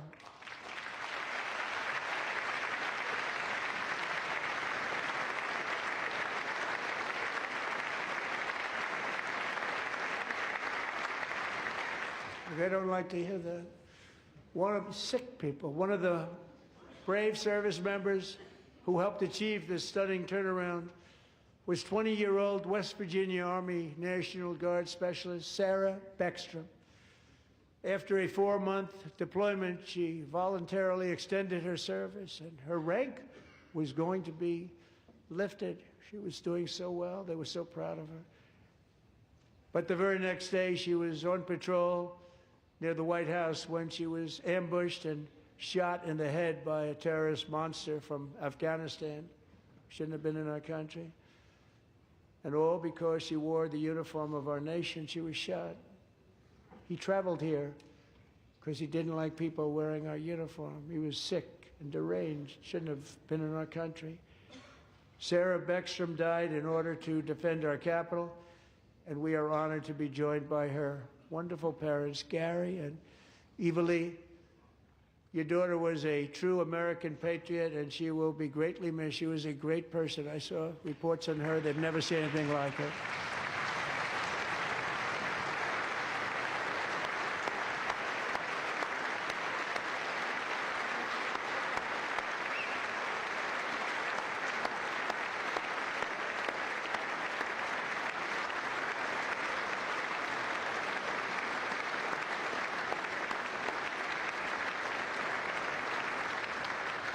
So sorry. Thank you very much.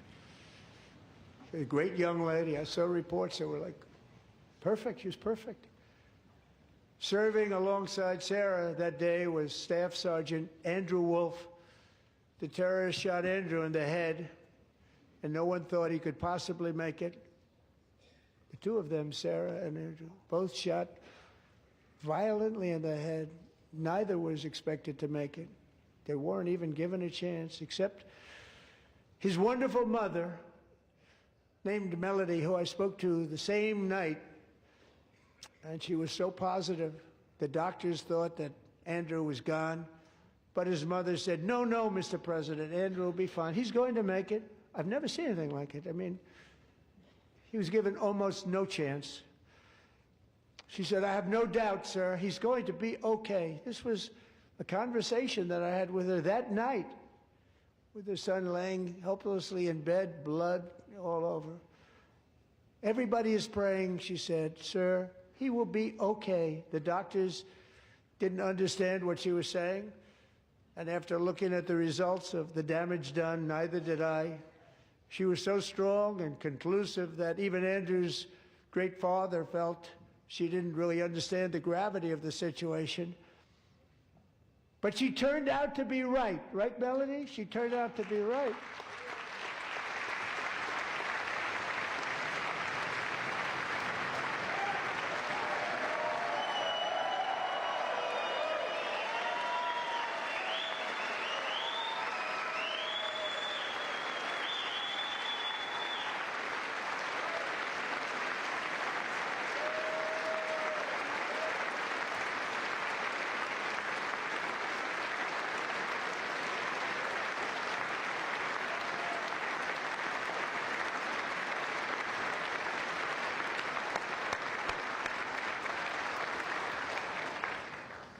Amazing, actually. I said, where does this woman come from? She's the most positive person I've ever met. With God's help, Andrew has battled back from the edge of death, and we're talking about the edge of death, on his way to a miraculous recovery. He's got a little work to do, but he's doing great. Nice to see you. He's a good-looking guy. Nice to see you. Thanks, Andrew. Thank you very much.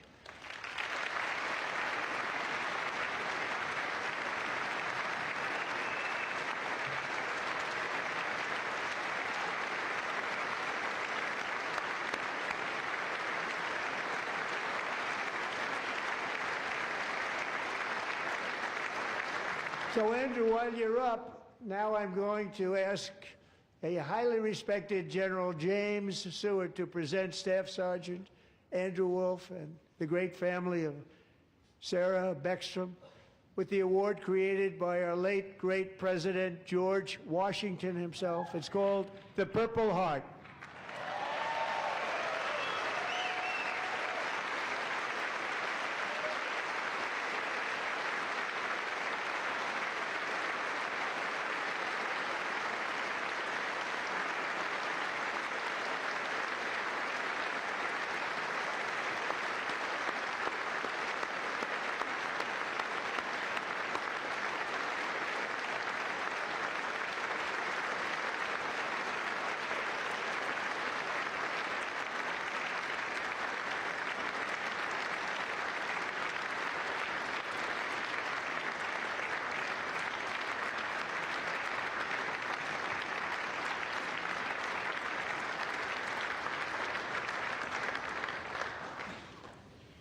We love you all. Love you. We're proudly restoring safety for Americans at home, and we are also restoring security for Americans abroad. Our country has never been stronger. My first 10 months, I ended 8 wars, including Cambodia. Isn't it funny? Sick people. Cambodia and Thailand, Pakistan and India. Would have been a nuclear war. 35 million people, said the Prime Minister of Pakistan, would have died if it were not for my involvement. Kosovo and Serbia, Israel and Iran, Egypt and Ethiopia, Armenia and Azerbaijan, the Congo and Rwanda, and of course the war in Gaza, which proceeds at a very low level. It's just about there. And I want to thank Steve Witkoff and Jared Kushner for your help. Thank you, Steve. Thank you, Jared.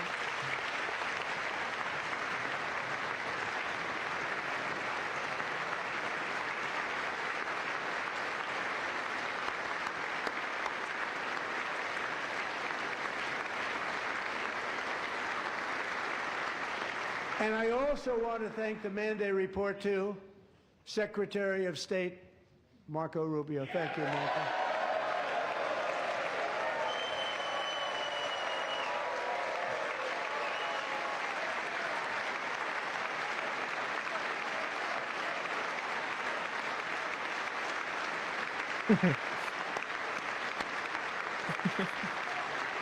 People like you.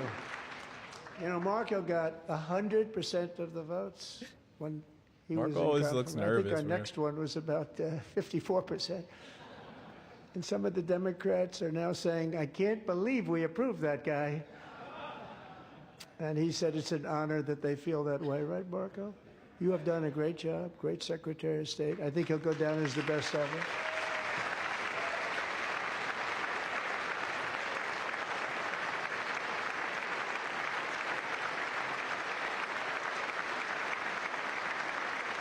Under the ceasefire I negotiated, every single hostage, both living and dead, has been returned home. Can you believe that?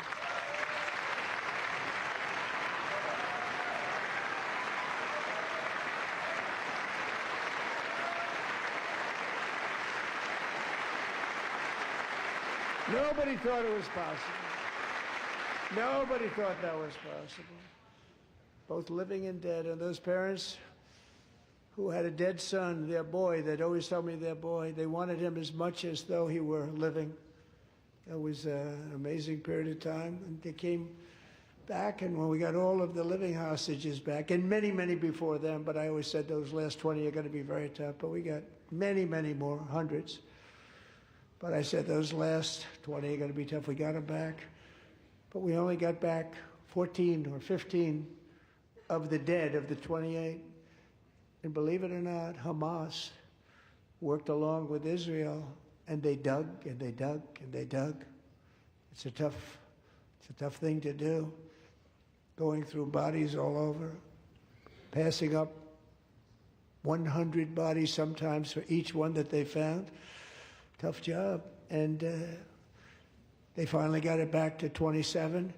And then Steve and Jared, they got it back to 28. They found all 28. Nobody thought that was possible, but we did it. And I remember the family of the 28th. They were so grieved, but they were so happy as it's possible to be. They had their boy back. The mother said, "Sir, we have our boy back." What a period of time that was, but we got them all back. So thank you both very much. Great job.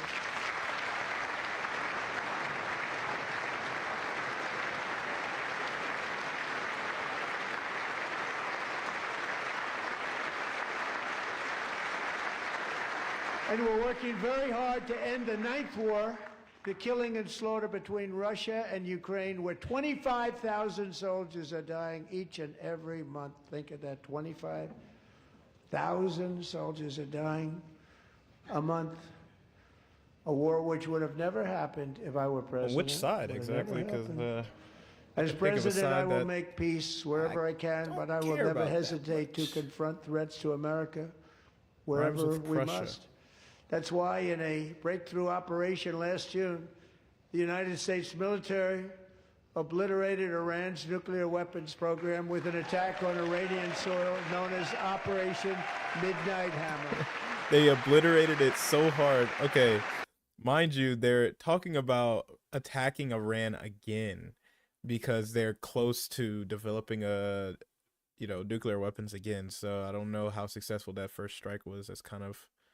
That makes no sense, what he just said. A nuclear weapon, many decades since they seized control of that proud nation 47 years ago. The regime and its murderous proxies have spread nothing but terrorism and death and hate. They've killed and maimed thousands of American service members, nuclear weapon hundreds production of thousands, and under even control millions of people. his With agreement what's that called Trump roadside bombs. They were the tore kings up, I think, in of his the first term. roadside bomb. And we took out Soleimani. I did that during my first term. Had a huge impact. He was the father of the roadside bomb.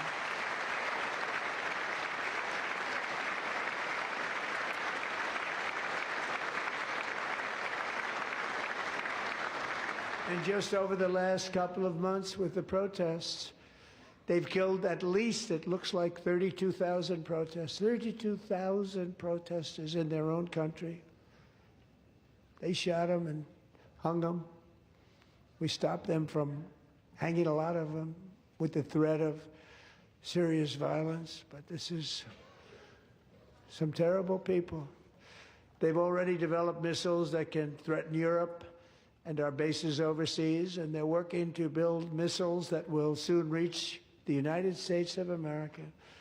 After Midnight Hammer, they were warned to make no future attempts to rebuild their weapons program, and in particular, nuclear weapons. Yet they continue, starting it all over. We wiped it out, and they want to start all over again. He wiped it out. It only took and him at this moment again, like 2-3 pursuing their months sinister to get back ambitions. on track.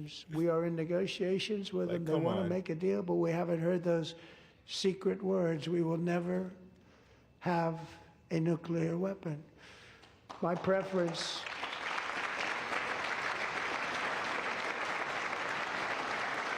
I thought you were the United States was the most respected it's ever been, though. Doesn't seem like they very much respect you.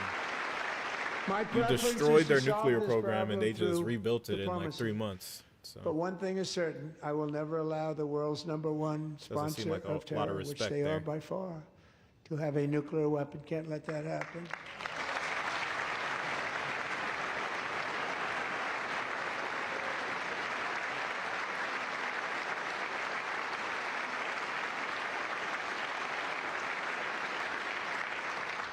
and no nation should ever doubt America's resolve. We have the most powerful military on earth. I rebuilt the military in my first term. We're going to continue to do so. Also, we just approved a $1 trillion budget. We have no choice. We have to be strong because hopefully we will seldom have to use this great power that we built together. It's really called Peace Through Strength, and it's been very, very effective.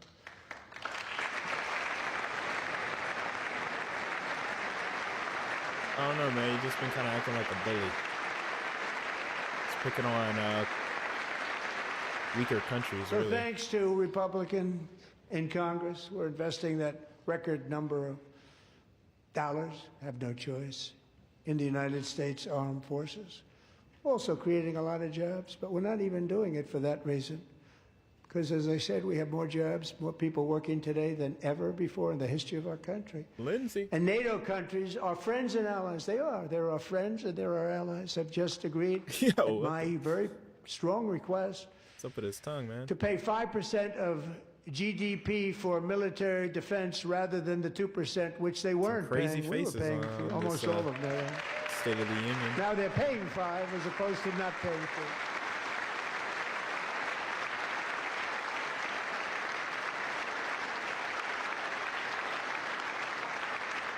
And getting that 5% was something which everyone said would never be done, could not happen. We got it really easily with one meeting.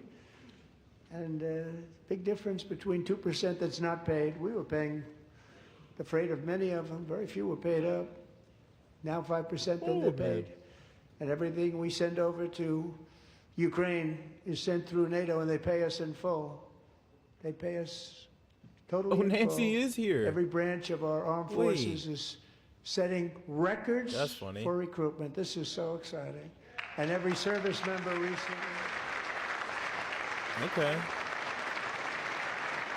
I did not know Nancy was there.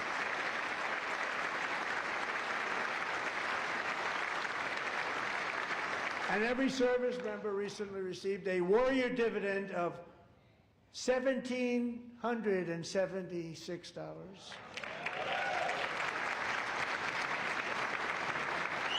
That was like out of their housing stipend, by the way. It was money they were gonna get They put it anyway. on my desk. We got the money from tariffs and other things. A lot of money we have. We have much more money than people understand. Money they were Have to gonna get rebuild that anyway, he just program a little bit, renamed but it. It won't take long. But we got the money, and it was $1,775, and they wanted my approval. And I said, "What's the number?" $1,775. I said, "Wait a minute. For $1 more, we can have $1,776. It's going to." I said, "We're going to figure that." I never asked anybody if we could afford it. $1 more. I said Somebody $1,776. ask him what happened on And I said, "That's good." 1776. And I'll tell you what, our military, that was I don't even. 4 months It's ago, our military. I never see a Independence person Day. in the military that doesn't thank me for it, so we're honored to do it. They deserve it. I doubt he would be able to We call it say exactly 1776. It was great. And we what love our happened on the military. We love spot. our law enforcement. We love our firemen. You know, the firemen don't get mentioned enough. We love our firemen. We're also...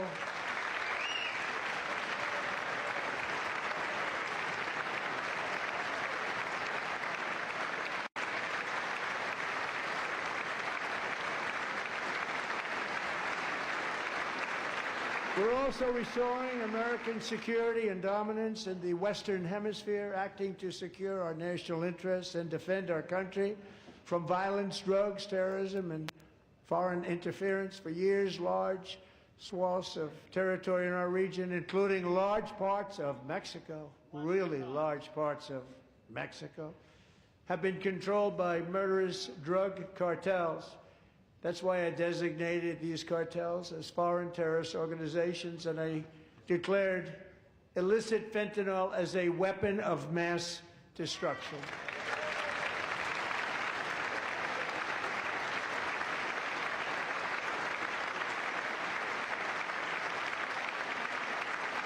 And with our new military campaign, we have stopped record amounts of drugs coming into our country and virtually stopped it completely coming in by water or sea. You probably noticed that.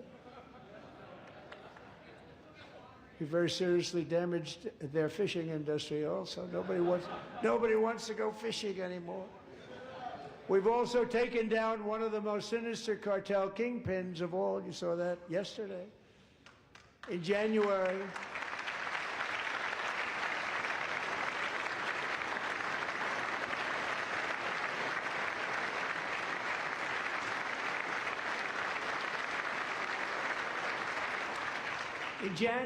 elite American warriors carried out one of the most complex, spectacular feats of military competence and power Probably in scrolling world Twitter. history. No one's seen anything like it. I think I Foreign saw a tweet leaders, I from won't him tell you earlier. who, called me and they said, very impressive, very good. They couldn't believe, they all watched, they saw what happened. This is a different fighting force that we had years ago when we fought to tie. You know, it's a great fighting force. I'm so proud of it.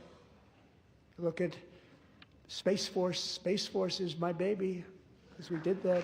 My baby is becoming so important. Oh, is Thomas Massey and Ro Khanna sitting together? I think Thomas Massey might be sitting next to Ro Khanna. I missed that.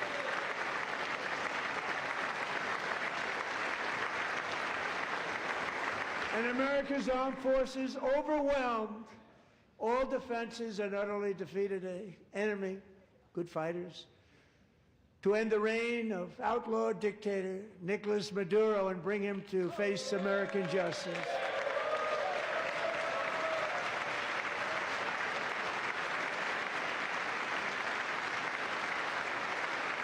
And this was an absolutely colossal victory for the security of the United States, and it also opens up a bright new beginning for the people of Venezuela. We're working closely with the new president of Venezuela, Delcy Rodriguez, to unleash extraordinary economic gains for both of our countries and to bring new hope to those who have suffered so terribly. They really did suffer. With us tonight is Alejandro Gonzalez. She grew up in a tight-knit Venezuelan family and was especially close to her beloved uncle Enrique. But after Enrique ran for office and opposed Maduro, he was kidnapped by Maduro's security forces and thrown into the regime's really infamous prison in Caracas. Alejandro feared she would never see her uncle again. She feared for her own life also. But since the raid, we have worked with the new leadership, and they have ordered the closure of that vile prison and released hundreds of political prisoners already, with more to come. Alejandro, I'm pleased to inform you that not only has your uncle been released, but he is here tonight. We brought him over to celebrate his freedom with you in person. Enrique, please come down.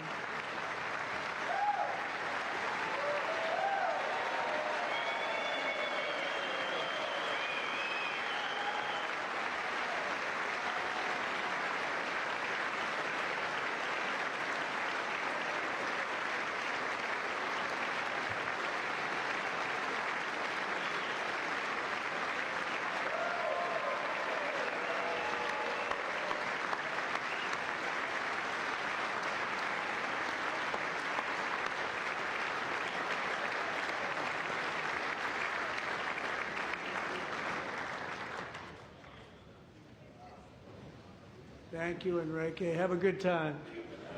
Nice to have you back, Enrique. There were many heroes on that January raid to capture Maduro. Really great heroes. It was very dangerous. They knew we were coming. They were all set. But the deeds of one warrior that night will live forever in the eternal chronicles of military valor.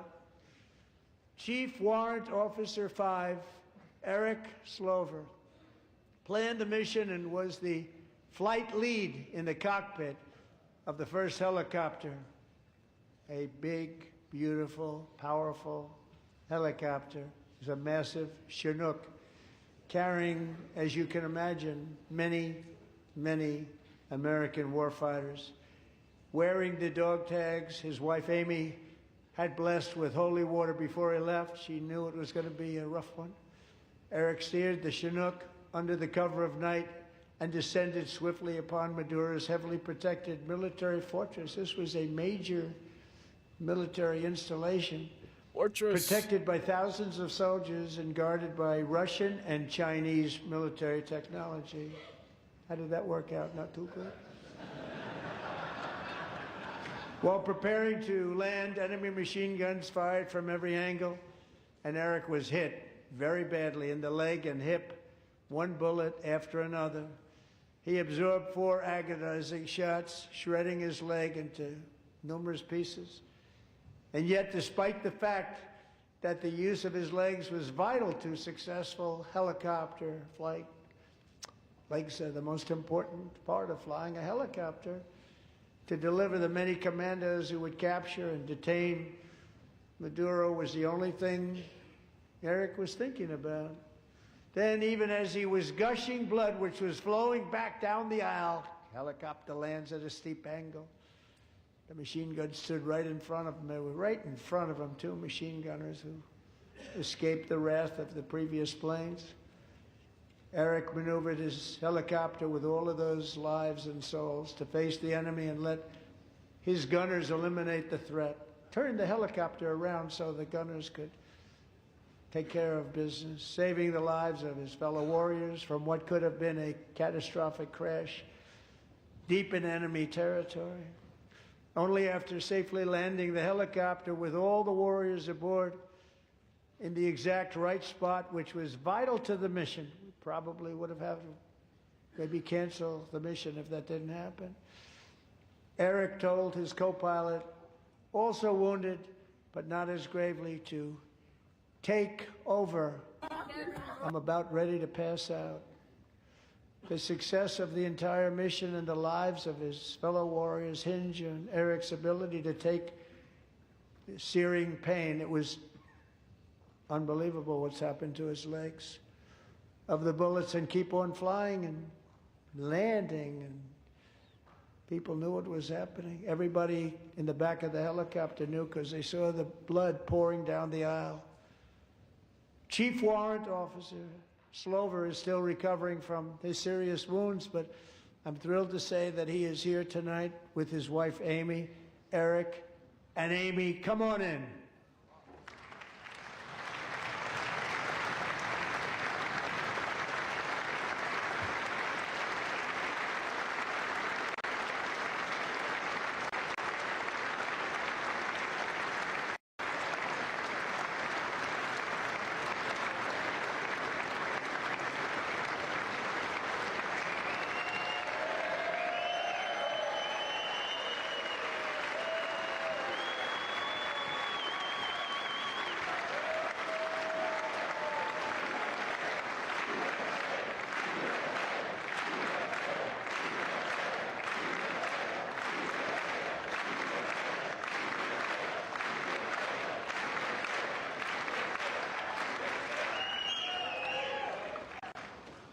So we have a surprise for Eric and Amy. In recognition of Eric's actions above and beyond the call of duty, I would now like to ask General Jonathan Braga to present Chief Warrant Officer Slover with our nation's highest military award, the Congressional Medal of Honor.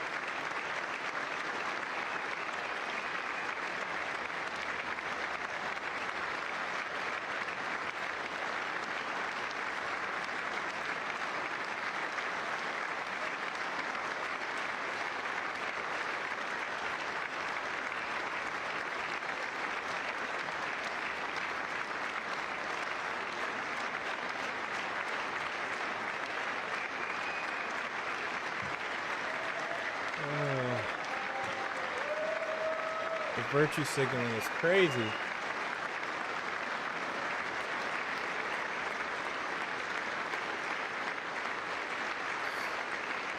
Literally nothing of substance has been said.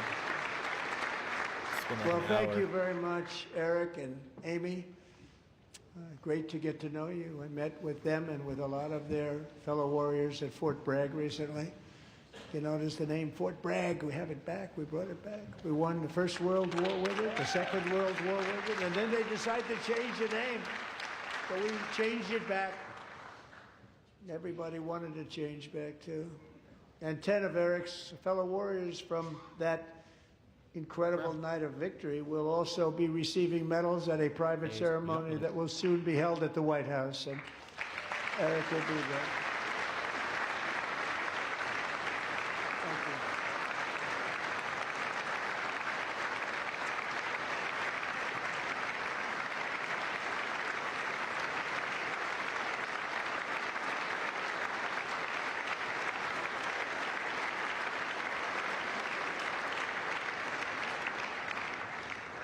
Thank you, Eric. That's a big one.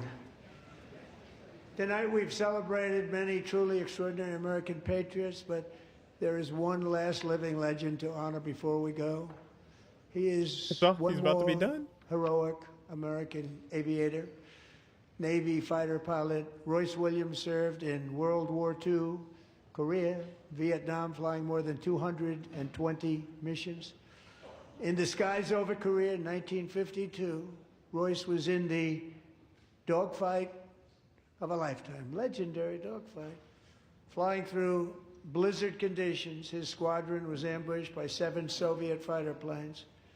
It was his first aerial combat of the war, and despite being massively outnumbered and outgunned, Royce led the takedown of 4 enemy jets and almost destroyed the others, vanquishing his adversaries while taking 263 bullets to his own plane and being seriously hurt.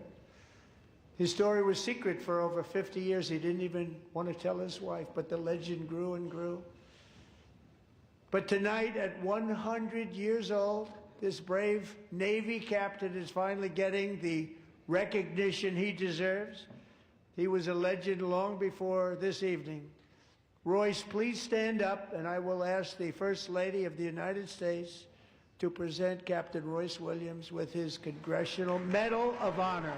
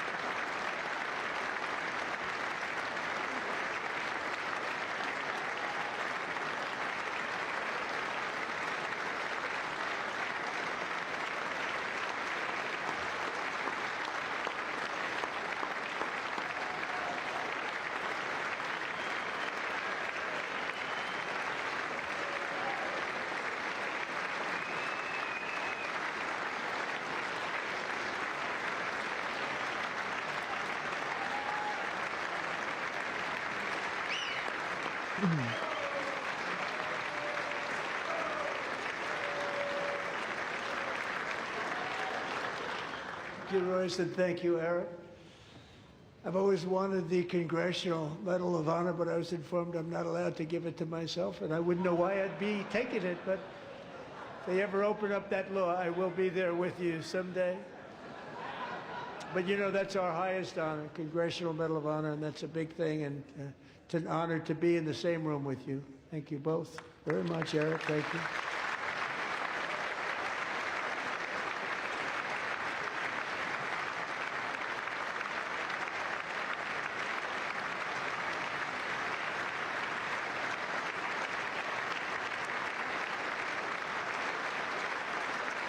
Thank you. 250 years is a long time in the life of a nation, but in another sense, it's really a mere moment in the eye of history.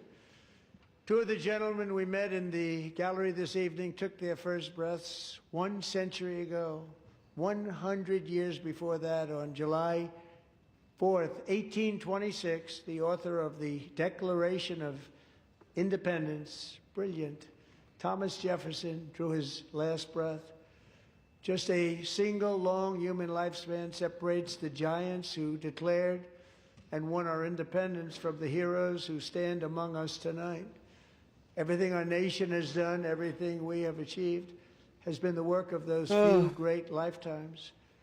Run out of things to say about this. Americans This built guy is this so nation freaking from boring. 13 humble colonies into the hasn't said pinnacle of nothing. human civilization and human freedom, the strongest, wealthiest, most powerful, most successful nation in all of history. Americans ventured out across the daunting and dangerous continent.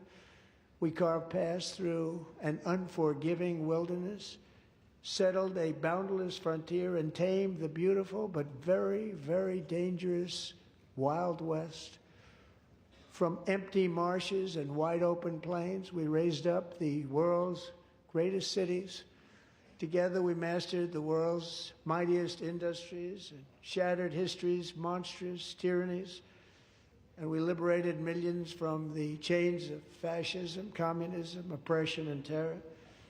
Americans lifted humanity into the skies on the wings of aluminum and steel.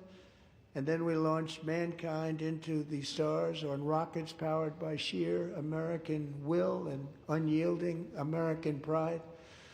We wired the globe with our ingenuity. We captivated Sounds the like planet AI, with like, American culture. AI, write me a And now conclusion we to are the pioneering State the of the next Union great speech. American breakthroughs that will change the entire world.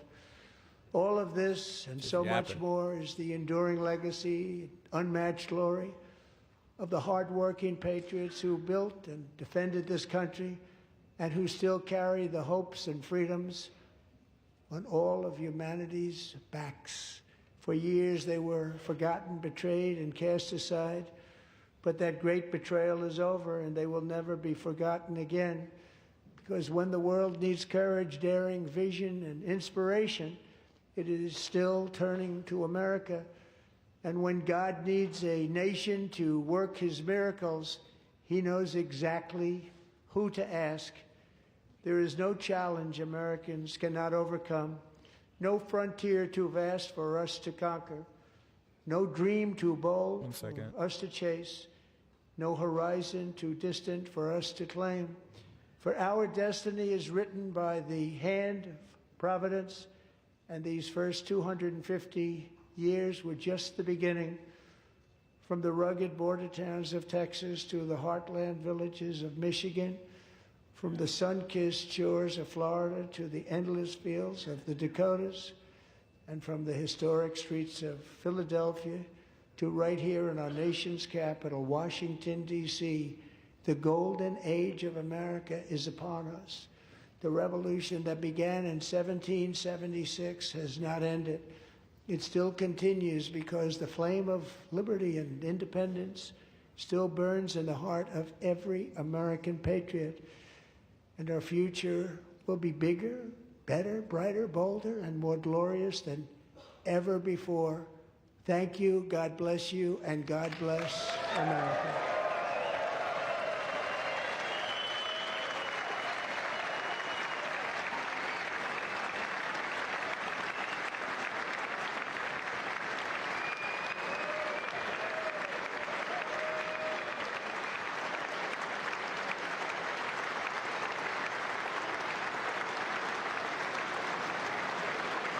Was muted.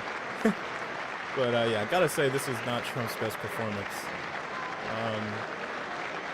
Clearly reading off the teleprompter the whole time, which, you know, it's whatever. But Trump claims to not need a teleprompter, but it was droning, literally nothing of substance. A lot of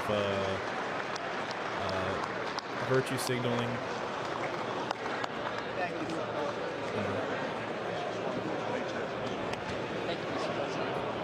Nothing to really talk about. I mean, there's nothing accomplished on his end. 2 American citizens killed by ICE. Less deportations than I think Biden and Obama.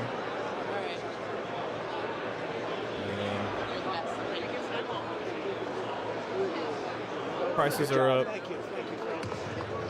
He touted some of his scams. Trump RX, a discount service for pharmaceutical drugs that doesn't even provide the cheapest discount compared to other drug discount services.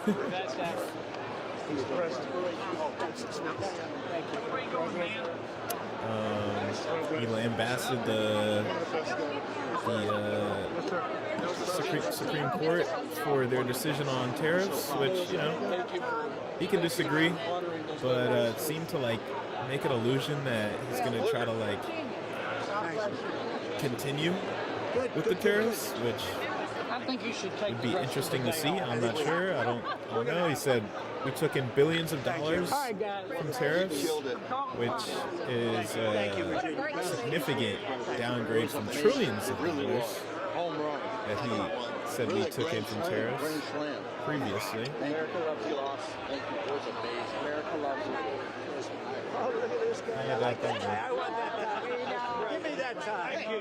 Hey, put it on initial, just an initial. Thank you, Bob. I like that tie. Amazing. Thank you. Thank you, everybody. Mr. President, outstanding speech, sir. Mr. President. Here you will. He's getting them all. He's Thanks for mentioning Did good. They love the insider trading stuff. Great guy. How's he doing? He's a youngster. He fell asleep a couple times. You did amazing. He You really fell did. asleep. Yo, okay. I'm not sure if that guy. I mean, I would assume he supports Trump. I'm not sure why he would say that. That's a big statement coming from you guys. Okay. Great job. Great job. Yes, sir. Love the finish. Home run here. Great job. Great job. Thank you, everybody. Great job. Great. Thank you. Thank you. Thank you, everybody. That was the best speech. Thank you very much. Really, the best ever? That's a nice coming from you. That's a big statement. It's also the there he is. Great job. Also the long president. Thank you so much. Take care. Thank you. Still need to talk to you. Congratulations, Mr. President. Thank you. Mr. President. That's great. That's some good water.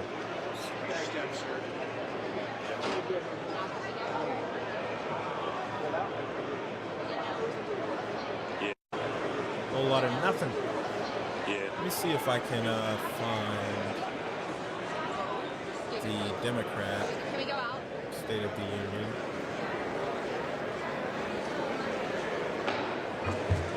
The chair declares the joint session of the two houses now dissolved.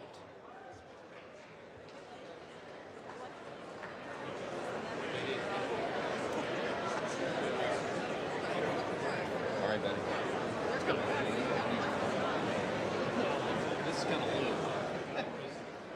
Unofficially, President Trump's speech was an hour and 47 minutes, the longest on record. Now, we've got about 5 minutes before the Democratic response. We're going to show you the numbers. We're going to take your calls a little bit later. You can see the numbers there. We want to get your response to the President's State of the Union address. 202 is the area code for all of the numbers. 748-8921 for Republicans, 748-8920 for Democrats. 202-748-8922 for independents. Now, if you want to send a text message and you can't get through on the phone lines, 202-748-8903. Again, that's for text messages only. Please include your first name and your city, if you would, and we'll try to get to some of those as well. Well, we are here on the set to take your calls and to have a conversation with our two reporter guests. We have Marissa Schultz of the New York Post and Diana Norozi of Politico joining us on the set. Marissa, you listened intently, and you have pages and pages of notes there. I'd love to show the audience those. But what's the headline right now? So he started off his speech by saying, "We're winning so much." And I think he carried on that theme throughout the speech. It started by him honoring heroes. You had that dramatic entrance for the Team USA, the hockey team. He immediately decided he was going to award a medal to the goalie. The whole speech and then was like honoring these medals people just for the most continued part. all throughout the night, from like a 100-year-old veteran pretty lazy. to a daring pilot to the wounded National Guard soldier Andrew Wolf, and then he honored the family of Sarah Beckstrom, the National Guard soldier who was shot and killed in Washington, D.C. So it was a theme very much of patriotism, winning, and we're going to honor heroes. And then on the flip side, it was very much a campaign speech. He was trying to flip the script on Democrats regarding affordability. And he went through President Biden's record He on just said things like that immigration, everything is affordable. rising inflation, But and he it's looked not. Democrats right in the eye and he said, "You caused that problem. You caused this." Things like rising healthcare costs, he said, Nobody "You own believes this." that, So he dude. was trying to take back the narrative that had dogged him a bit in his presidency and in his approval ratings on things like economic issues. Diana Norozi, Politico, your headline. I think the headline would be "A Changed Donald Trump" with a question mark. Because I think, as we saw, I think the biggest surprise was just how measured he was for about 75% of his speech. I was expecting a little bit more back and forth with the Democrats, but I don't think I counted any new Nobody said anything. insults or nicknames in that speech. He didn't go after the Supreme Court justices, and everyone was wondering how literally he was going did. to handle that. What is she talking about? He barely talked about the tariffs, and he barely talked who about are these international people? things and They're really crazy. focused on domestic. So This is insane. Again, question mark. insane We'll see how take. this goes forward. He but literally this may called be out the his Supreme new Court approach for to the their midterms. Now, in ruling less than on a the minute, tariffs. Governor And he Abigail Spanberger actually did go of back and forth Virginia, a little bit. just I mean, elected in November, but nobody- will be the giving Democrats the weren't Democratic response barely from saying anything, so why would he- Williamsburg, Virginia. what is he She'll gonna have a say to small them? audience with her. We will bring that to you live, and so we might abruptly go When they started because talking, he went it's back and supposed to forth. start in about 30 seconds. What an and insane we will take bring from that those to two. you immediately. After that, though, we will be taking your calls. Now, if you've noticed, if you've been flipping through the C-SPAN channels, changed you've Trump. got us on C-SPAN. There's C-SPAN 2, which was Like, just what? sights and sounds, no commentary, no conversation. That was like run of And the then on mill, C-SPAN like 3, Trump, we like were showing some of everything the we've been hearing for the alternative past year. State of the Unions that some of the Democrats were holding, one on the National Mall, one at the National Press Club. After the Democratic response, we will be here to take your see what calls and to hear Spanberger from our two guests. says Now, to us. beginning now from Williamsburg, in just a second, you're going to hear Abigail I wonder Spanberger, if former this is CIA live agent, for the former Democrat member of response. Congress, 'Cause I just remember elected when the to Republicans did their the response, governorship of Virginia, first woman governor. in Biden's last State of the Union, it was like recorded. It looked like, pretty sure it was recorded. Okay, this looks Good live. evening. Good evening and welcome to historic Williamsburg. We are gathered here in the chambers of the House of Burgesses. In 1705, the people of the Virginia colony gathered here to take on the extraordinary task of governing themselves. Before there was a Declaration of Independence, a Constitution, or a Bill of Rights, there were people in this room. The people who served here ultimately dreamed of what a new nation, unlike anything the world had ever seen, could be. The United States was founded on the idea that ordinary people could reject the unacceptable excesses of poor leadership, band together to demand better of their government, and create a nation that would be an example for the world. And this year, as we celebrate 250 years since America declared our independence from tyranny, I can think of no better place to speak to you as we reflect on the current state of our union. Tonight, as we watched our nation's lawmakers gather for a joint session of Congress, we did not hear the truth from our president. So let's speak plainly and honestly. And let me ask you, the American people watching at home, 3 questions. Is the president working to make life more affordable for you and your family? Is the president working to keep Americans safe both at home and abroad? Is the president working for you? As I campaigned for governor last year, I traveled to every corner of Virginia, and I heard the same pressing concern everywhere. Costs are too high in housing, healthcare, energy, and childcare. And I know these same conversations are being had all across this country. Because since this president took office last year, his reckless trade policies have forced American families to pay more than $1,700 each in tariff costs. Small businesses have suffered, farmers have suffered, some losing entire markets. Everyday Americans are paying the price. And even though the Supreme Court struck these tariffs down 4 days ago, the damage to us, the American people, has already been done. Meanwhile, the president is planning for new tariffs, another massive tax hike on you and your family. And Republicans in Congress, they remain unwilling to assert their constitutional authority to stop him. They're making your life harder. They're making your life more expensive. They're even making it more difficult to see a doctor.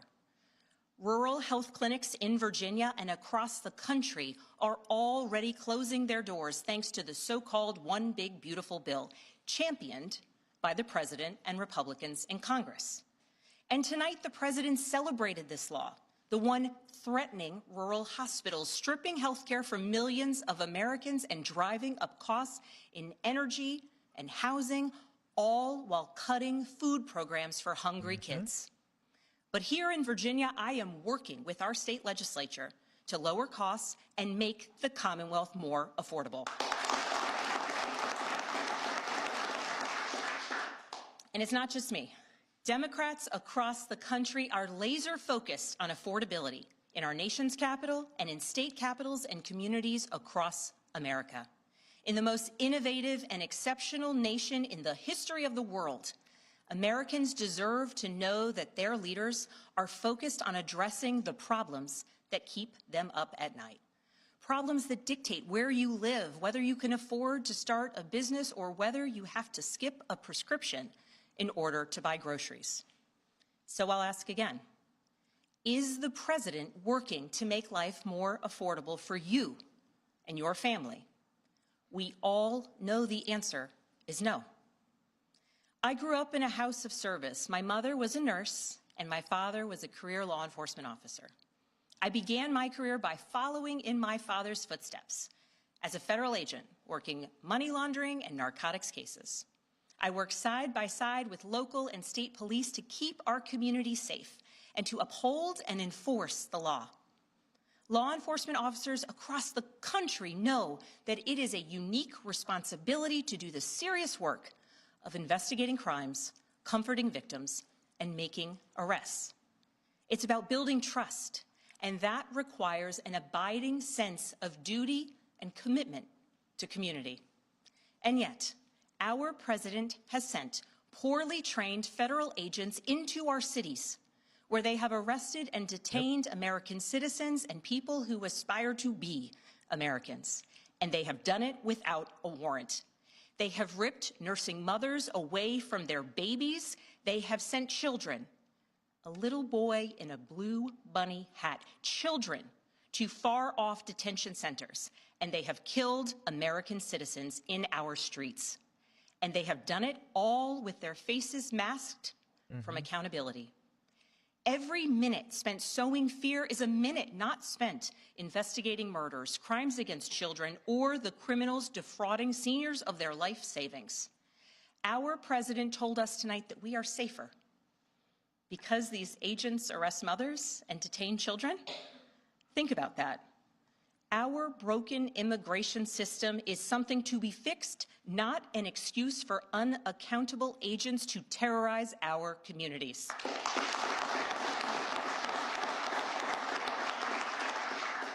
After working in law enforcement, I continued my career of service as a CIA officer, working undercover to protect the United States and our allies from global threats, terrorism, nuclear weapons, and the aggression of adversarial nations around the globe.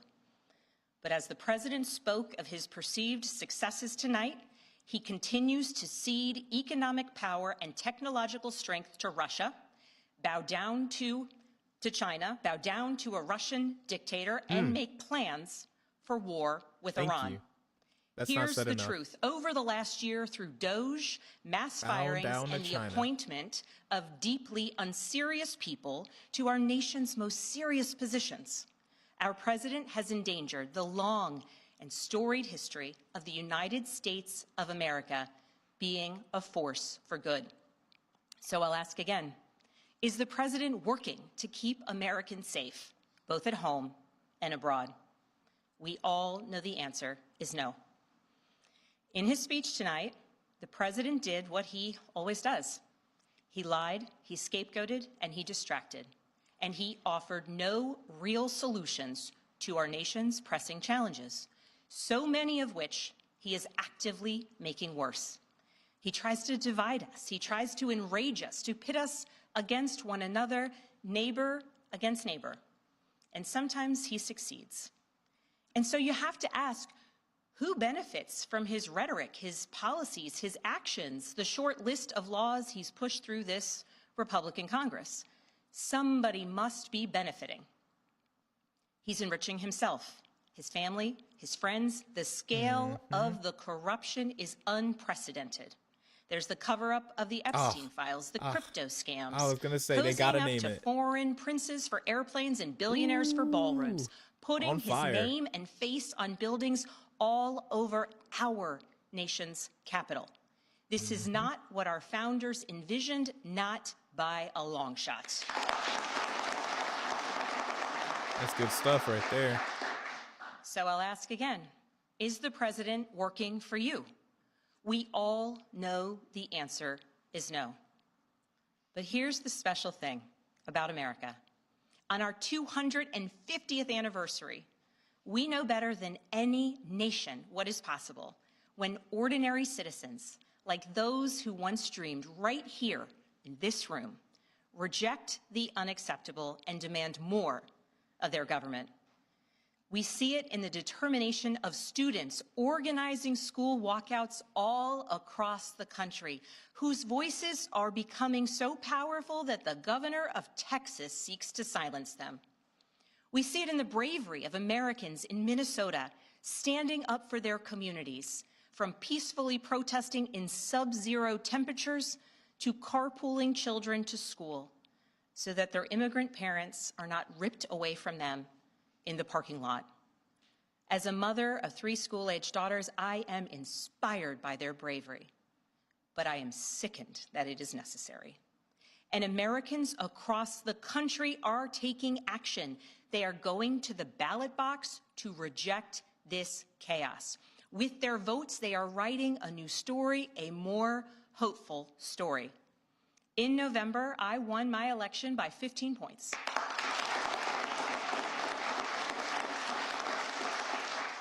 And we won 13 new seats in our state legislature. Because voters decided they wanted something different. Our campaign earned votes from Democrats, Republicans, independents, and everyone in between. Because they knew as citizens they could demand more, that they could vote for what they believe matters, and that they didn't need to be constrained by a party or political affiliation. This is happening across the country. New Jersey elected Mikey Sherrill as governor in a double-digit victory. Democrats flipped state legislative seats in places like Georgia, Iowa, Mississippi, and Texas. The list goes on and on. Ordinary Americans are stepping up to run in the spirit of our forefathers. They are running to demand more and to do more for their neighbors and communities. I know this story well. I first ran for office in 2018 alongside dozens of other Democrats who did the seemingly impossible, flipping 41 seats in Congress. In my case, I was the first Democrat elected in 50 years, swinging our district 17 points. Those who are stepping up now to run will win in November because Americans, you at home, know you can demand more and that we are working to lower costs. We are working to keep our communities and our country safe, and we are working for you.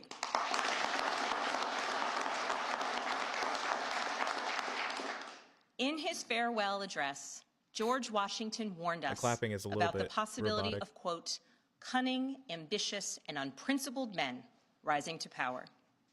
But he also encouraged us, all Americans, to unite in a common cause, to move this nation forward. That is our charge once more, and that is what we are seeing across the country. It is deeply American and patriotic to do so, and it is how we ensure that the state of our union remains strong, not just this year, but for the next 250 years as well, because we, the people, have the power to make change, the power to stand up for what is right, the power to demand more of our nation.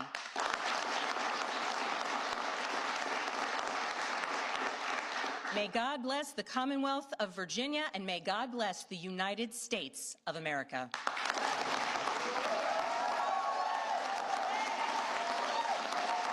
That was pretty good. She got more? And that was it? Democratic Governor Abigail Spanberger that was of pretty Virginia good. talking. It was hopeful. There was a call to action to, get out and vote, basically. Yeah, and she called out some things that Trump's been doing by name. I'm very happy that she called out the crypto scams, the corruption by name. A lot of people don't really know about some of these things. She also called him out for prostrating himself to Putin in China and many other authoritarian-esque dictators. Actually, I want to hear what she says about her. Himself and his friends, and he's not working for you. Yeah. Democrats, we will do the things to work for you. Affordability, health care, rein in ICE. Deanna Narosi, what did you hear in that speech? I heard the three themes that she really wanted to touch on, which is attacking Trump on affordability, on safety at home and abroad, and then asking if Trump is working for you. So essentially talking about his character. And as Marissa said, I think, I don't think Abigail Spanberger is going to run in 2028, but I think those are the themes that Democrats really want to go to bat on. And I think another thing that was notable is that she did really try to steer clear of some of the more left-leaning language that we've seen before from Democrats, and she was more patriotic. She had the American flag behind her. She did talk about America's founding a little bit. So I think that is true. I think that's a direction that Democrats need to go in, is like taking over the patriotic language and things like that. Because there's no,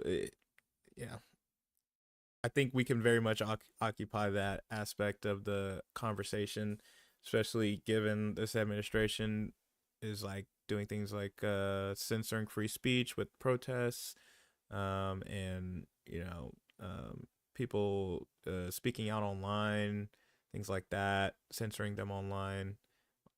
So yeah, I think we can. I've been on 2 hours and 35 minutes. There you go. So there you go, man. But no, I just wanted to say this. I wanted to make 3 quick points. Abigail Spanberger, the nothing burger. It's the same old rhetoric from American people, please understand, I'm an independent. I don't sign up for left or right. Right. It's nonsense. It's a game because actually the left is the right and the right is the left. She says the same old rhetoric. Go out and vote. It's going to make a difference. Rich people control these politicians, folks. Your vote doesn't matter. They just speak for the wealthy. Abigail, Trump, Biden, Obama, Bush, it doesn't matter. But listen to her speech. It was the same old rhetoric. Oh, I won by 15%. We got new legislative seats. Aren't we doing so good?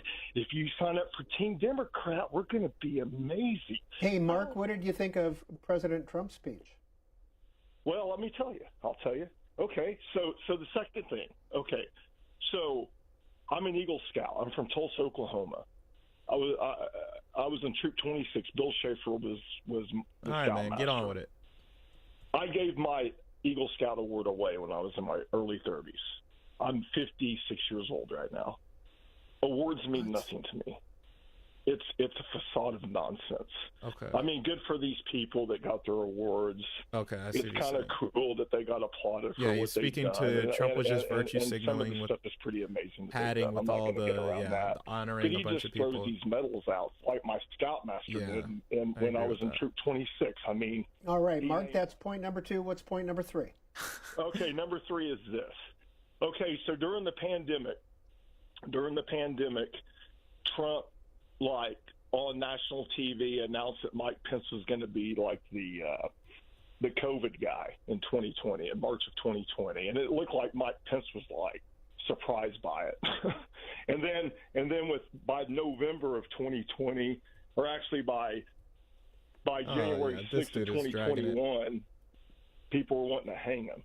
And now he named Vance the guy in charge of fraud. This whole government's a fraud, Peter. It's a fraud. That's Mark in Tulsa, Oklahoma, independent. Thanks for holding. Thanks for sharing your 3 points with us.